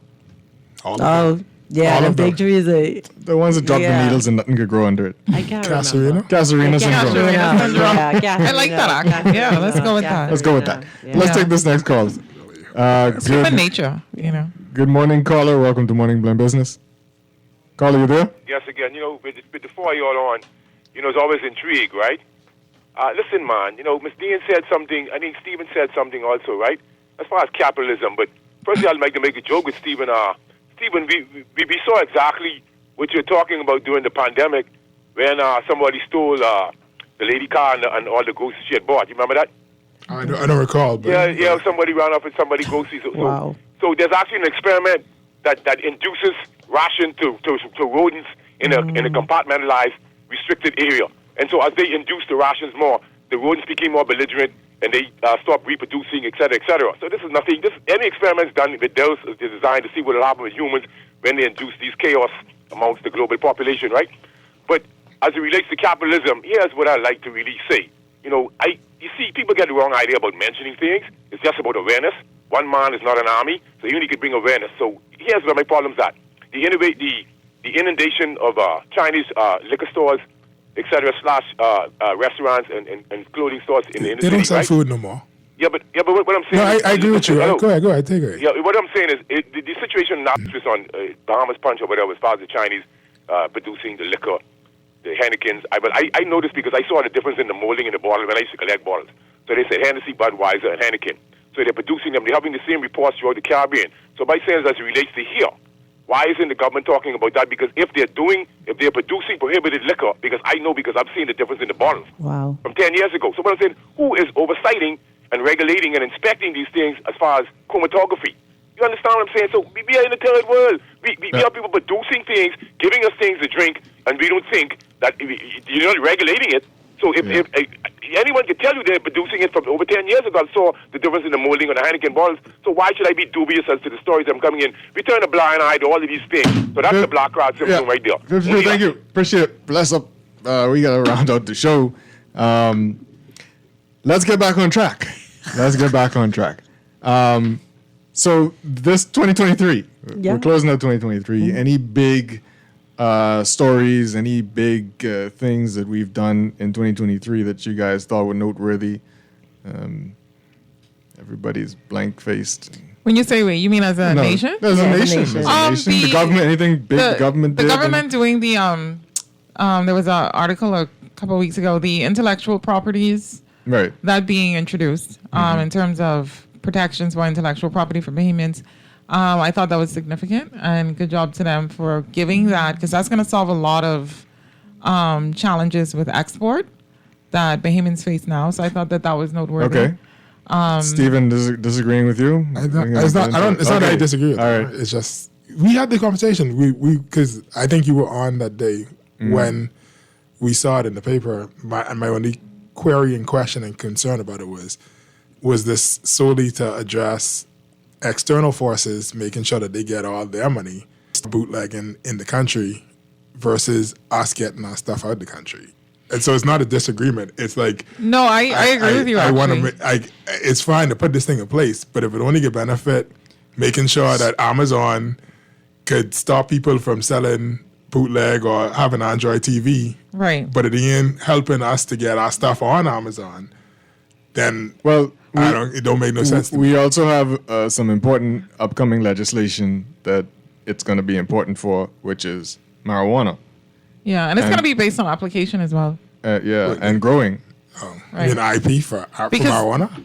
Well, here's the thing. A lot of Bahamians are already using protections from jurisdictions, in the U.S. So I think it's going to be based on application as well. And I think that we as a collective shouldn't be afraid to use legal means to enforce what we need done in this country, even if you have to go external, So I still think it's a good conversation. I do have the same concerns that you do, Stephen, on that, because we've seen in the past that bills are introduced and then away, or they are slanted to benefit.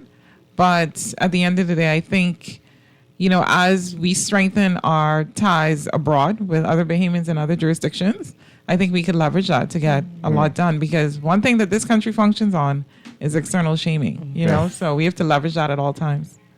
I think that's important. Yeah. The question, any ideas? Anything big stand out? Nothing big really stands out. Even things that you think were progress. I think that, I just was going to say that having that was the vast numbers of cruise passengers come through, the numbers, they keep breaking the daily record. You really need to hear the Prime Minister's speech, because he spoke about we having a high volume but not a high value. Right. Yeah.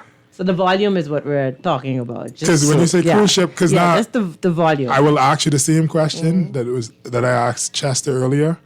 If we're selling sun, sand, and sea to our tourists, what happens when it rains? Right. That's a good question. So that is the culture that needs to be filled. That is what we need to address as Bahamians, because we do stuff when it rains. Right? If you're dumping all of these people from the cruise ships in the country, we have this this giant number. What do they do besides go on the beach? Well, it looks like the focus is really just on getting the numbers in, and maybe a secondary focus. No, but I'm saying we can't. I don't think that, and this is one of those. I agree with you. We need more, but we can't depend on the government to come up with the ideas, because the government, their job is to legislate certain things, to put things in place to not block you. Right. Ain't nobody stopping us from figuring out a way to capitalize on more of. Seriously, I'm talking about tourism, the Jeep tours, the AV tours, that sort of stuff. I've been seeing a lot of those AV. So there are some people who seem to have been capitalizing on the tourists coming in. Right. So having more things, I would love a cultural show. Like, bring the Dundas back and have every day have some big cultural something, have a cultural park or something. It needs to be right where all those you know. former buildings on Bay Street are. Yeah. So that would be really nice. You remember back in the day, you do the conch style and you plat the maple, like that's. Sorry, but yeah, like that's really like they want to see things like that, What's like the fire dancing. What's the and point of the maypole? all of that. I have no idea. So the cruise passenger count is gonna supposedly increase in 2024 by 1 million people, right? Thanks to the cruise port and increase in more ships and all this stuff, right? What do they do when they get here? When they get here. And what do we offer to them to do that's so good that they say, yeah, I gone to Bahamas last year, but I'm gonna go again. But how do we get the cruise ships? What do we need to do to get them to start pulling back their comments to passengers about disembarking in Nassau or the dangers in Nassau? Okay, so we have to improve. Right. That is something that needs a focus. Another important thing that they talked about, I think, this year that we might see come into fruition next year is legislation to make downtown a business district that's run by a body. So that No. No, yeah, I remember. I mean, but you don't think that's And not some gonna go housing. anywhere. I think it would be great to have some housing. I don't know where the housing is going to go. So I think. Well, I mean, it all was houses at one point. Yeah. Like you could put. We have a significant. Not all of us will be best served. Trying to extract financially out of tourists coming, because there's only so much market share, right? So I think it's important. Are you saying it's finite? Yeah, of course it is. So I think it's important for, even if you live here, to not be of here, right? You live in the Bahamas, but to look at yourself as a global citizen and to see how you could export your talents or whatever it is that you have to the global market and just look at it as a place to live. I think that'll reduce a lot of the frustration, a lot of the, looking for the market to produce. Because, some people, for example, there's a popular YouTuber. He has more followers than than the population of this country, right? And so I think that it's important for us not to feel that we are in a bubble and we are not, segregated from the rest of the world. We have the same internet, sometimes even faster due to the cable that runs here.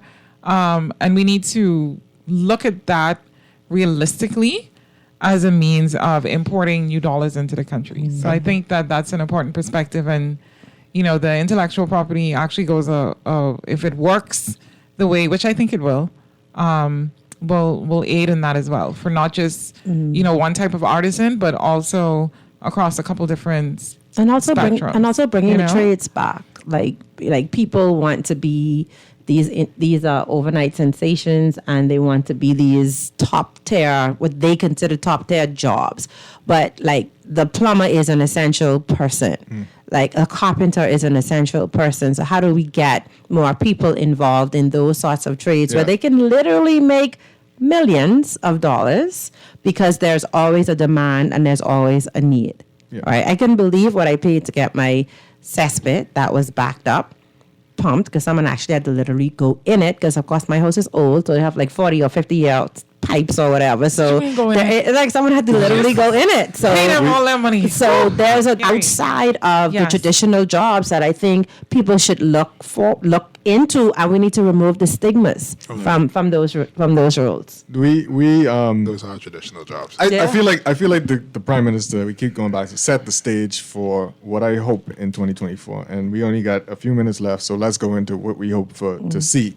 But we keep hearing everybody, the cruise port CEO, the Prime Minister, the Deputy Prime Minister, talking about Bahamians starting to build business to accommodate this increase in visitors to the country, and what they can do, from the orange economy to the blue economy to all of the colors of the economy that you could participate in. And it is my hope. Speak it. That they begin to now use their powers that they're supposed to do, legislate things to make it easier for Bahamians to participate. And agree. Because it like you see, like somebody mentioned or you mentioned, it's not easy to start a business. No. It takes a long time. There's still too many doors to start the business. But you know why, right? It's because the people at the top they're only exposed to what they're exposed to. So like I imagine your business took a very long time because it still ain't, because they didn't know what it was. And if you go on Inland Revenue website, It doesn't exist. Nothing nothing on there that they say, here are the businesses you could apply for. What you do does not fall under any of those categories. Well, let me give you an example. What I do doesn't fall under any of those categories. Let me give you an example. A 3D printer on Customs website, a 3D printer is slotted underneath like a nuclear reactor or something. Yeah. So some nuclear something. 3D printer? Yeah, because he's creating something, but it's not like a regular thing. It's Wow. like he's not a. It's a. The easiest way to cheat it is just say at home. Yeah, just make I an guess at-home so. business. I guess. But here's the thing: they come from us, right? So again, if we would raise our collective consciousness and awareness, and I disagree with exposure. There's a lot of exposure. There's a lot of willful ignorance, though, where there's a lot of a Bahamian mindset that says, well, this isn't for us. The way how we categorize what is for us and for our people, we see it as different and somehow inferior. So if we were to raise our I would give you collective, self-esteem and our awareness of what we think we should have and achieve, it will help everyone. No, but I mean, think added to that, it's though. both. It's Yeah, I exposure just- and that. Yeah, I it's think both. Added to that is some people, I mean, as ignorant as it may sound, their reality is all that exists. Yeah. Right? So for some people, there is no higher. For some people, this is what I was born into. And this that's is what 80% it of the is, population, right? So this is what I'm limited to based on my upbringing or whatever. And getting out of this takes too much work and rest. Yeah. What's your hope? Who, me? Yeah. Oh, I mean, anybody can go. What do you want to see in 2024? Go ahead. It doesn't matter. What I wanna see in social, governmental doesn't matter. I'll say what I want to see in 2024 is for us collectively to put a lot of emphasis on personal responsibility and not looking to blame anything government. external for at least 1 year. Yeah. Because again, the government comes from us. They are not aliens that flew out of the sky. They are aunties, uncles, brothers, sisters, right? So they still reflect the mindset that we have. So there's no separation between governments and us. I don't see it. It's just one seamless pot. So I would like to see a lot of more personal accountability and for us to look at what it is that we need to do to get where we need to be and not look externally. And if something doesn't work, then you change your approach or you change location or you just do what you need to do, because every single person that is a representation of them living in the highest version of and form of what they want to be inspires someone else. Right. Start washing cars and selling air Yeah, instead of why asking not? for the price of gas to go up. I'm glad that we could all agree. What I hope for is a more supportive nation, and for us to stop putting caps on people. So, for instance, Stephen, with your business, people will support you until they believe that you've reached a certain mark. And when you reach that dollar value, that I'm in Chester. No, I'm in Chester. Sorry, I'm in Chester. Sorry, Chester. So people actually, I saw this happen with a restaurant. This guy was going to the restaurant frequently. And then one morning he was upset because there was this line and he ain't coming back here because they get too popular and they making too much money now. Like, we need to shift that mindset. You talked about businesses only making $5 million. A part of that is how we view people and the limits that we put on what we believe people should make. And I believe that needs to shift and change. We need more support for small businesses generally, but of morals, more support for those that give back to community, more support for those that help to build the culture and the environment of the country that you live in. And we need to stop just accepting things and just complaining. If you don't like the service someone is giving you, stop going there, right? And give someone else your business versus complaining and going back. So those are some of the mindset shifts that I would really love to see happen in 2024. Final word, Friday co-host Stephen. Sometimes you can't go to anybody else, right? Because sometimes it's just the one food store. Let's don't talk about food stores. We can't, because last time, anyway. I would say, in addition to what both of you guys have said, what everybody has said, community. Yeah. Right? So, like, if we had persons, because everything that what is it, Chester? All the law is summed up in love your neighbor as yourself. Yep. That's all the commandments are fulfilled. Yep. Yeah. Right? So it's like, if you do that, we wouldn't, every issue that you have, if people on both sides were thinking, well, okay, how does this affect the other person? And am I doing what I would want this person to do for me? The Bahamas would improve overnight. Yeah. But Stephen, what if people don't love themselves? Hey, you want to argue with Jesus? What if they don't? You don't want that love from them. Listen, we our business segment brought to you by CFAL today. Growing Wealth for Future Generations. Pick up the business section of the Nassau Guardian. That is our show, the last show of 2023. That just whizzed by. It did. Thank you, Dazzy. Thank you, DeGrasse. Thank you, Stephen. Best wishes, everyone, for Happy New Year. Happy New Year. I really enjoyed this. Yeah. That's what first time experiences do, right? Thank you to all our callers, all our text messages. Thank you so much for a great year. And keep following us. On the Clock with Aaron Green is up next. Blessed people, be good to each other and have a great new year. Be safe out there.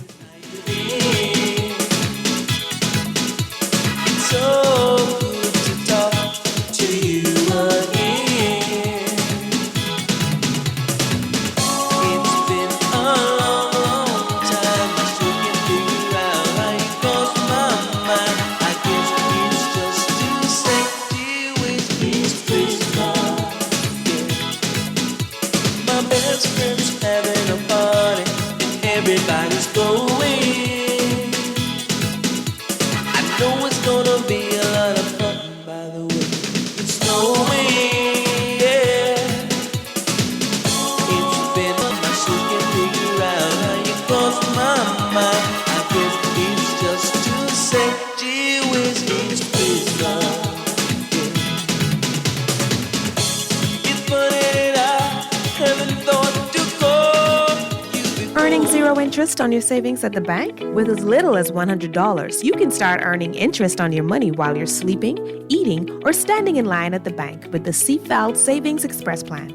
Ready to invest? Start by putting $1,000 into our mutual funds and earn interest there too. Because at CFAL, your interest is our interest. Visit CFAL.com to start now. CFAL.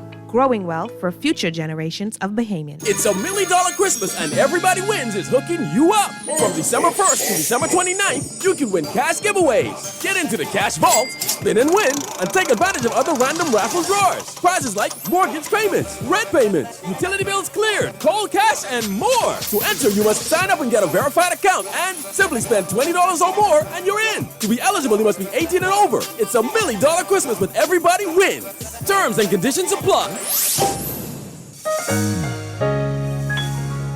Struggling to repay your loan? Let us help you get back on track with payment terms that suits your financial situation and improve your credit score and credit report with the Bahamas Credit Bureau. Inquire about our restructured loans today. Call us at 356-7764.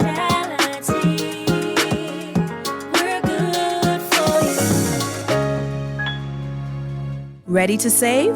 You can put $100 into the CFAL Savings Express Plan and make sure your money keeps growing. Earn interest on your savings while you're sleeping, eating, or standing in line at the bank. Ready to invest? Start by putting $1,000 into our mutual funds and earn your interest is our interest. Visit CFAL.com to start now.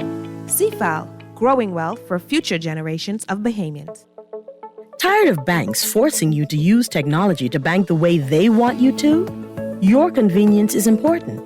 So no matter what your banking needs, Commonwealth Bank's friendly staff are always available in branch for that personal one-on-one service. But when you choose technology, our online and mobile banking app offers you state-of-the-art functionality. The choice is yours. Commonwealth Bank. Bank the way you want. This is Guardian Radio 96.9 FM, Nassau, Bahamas.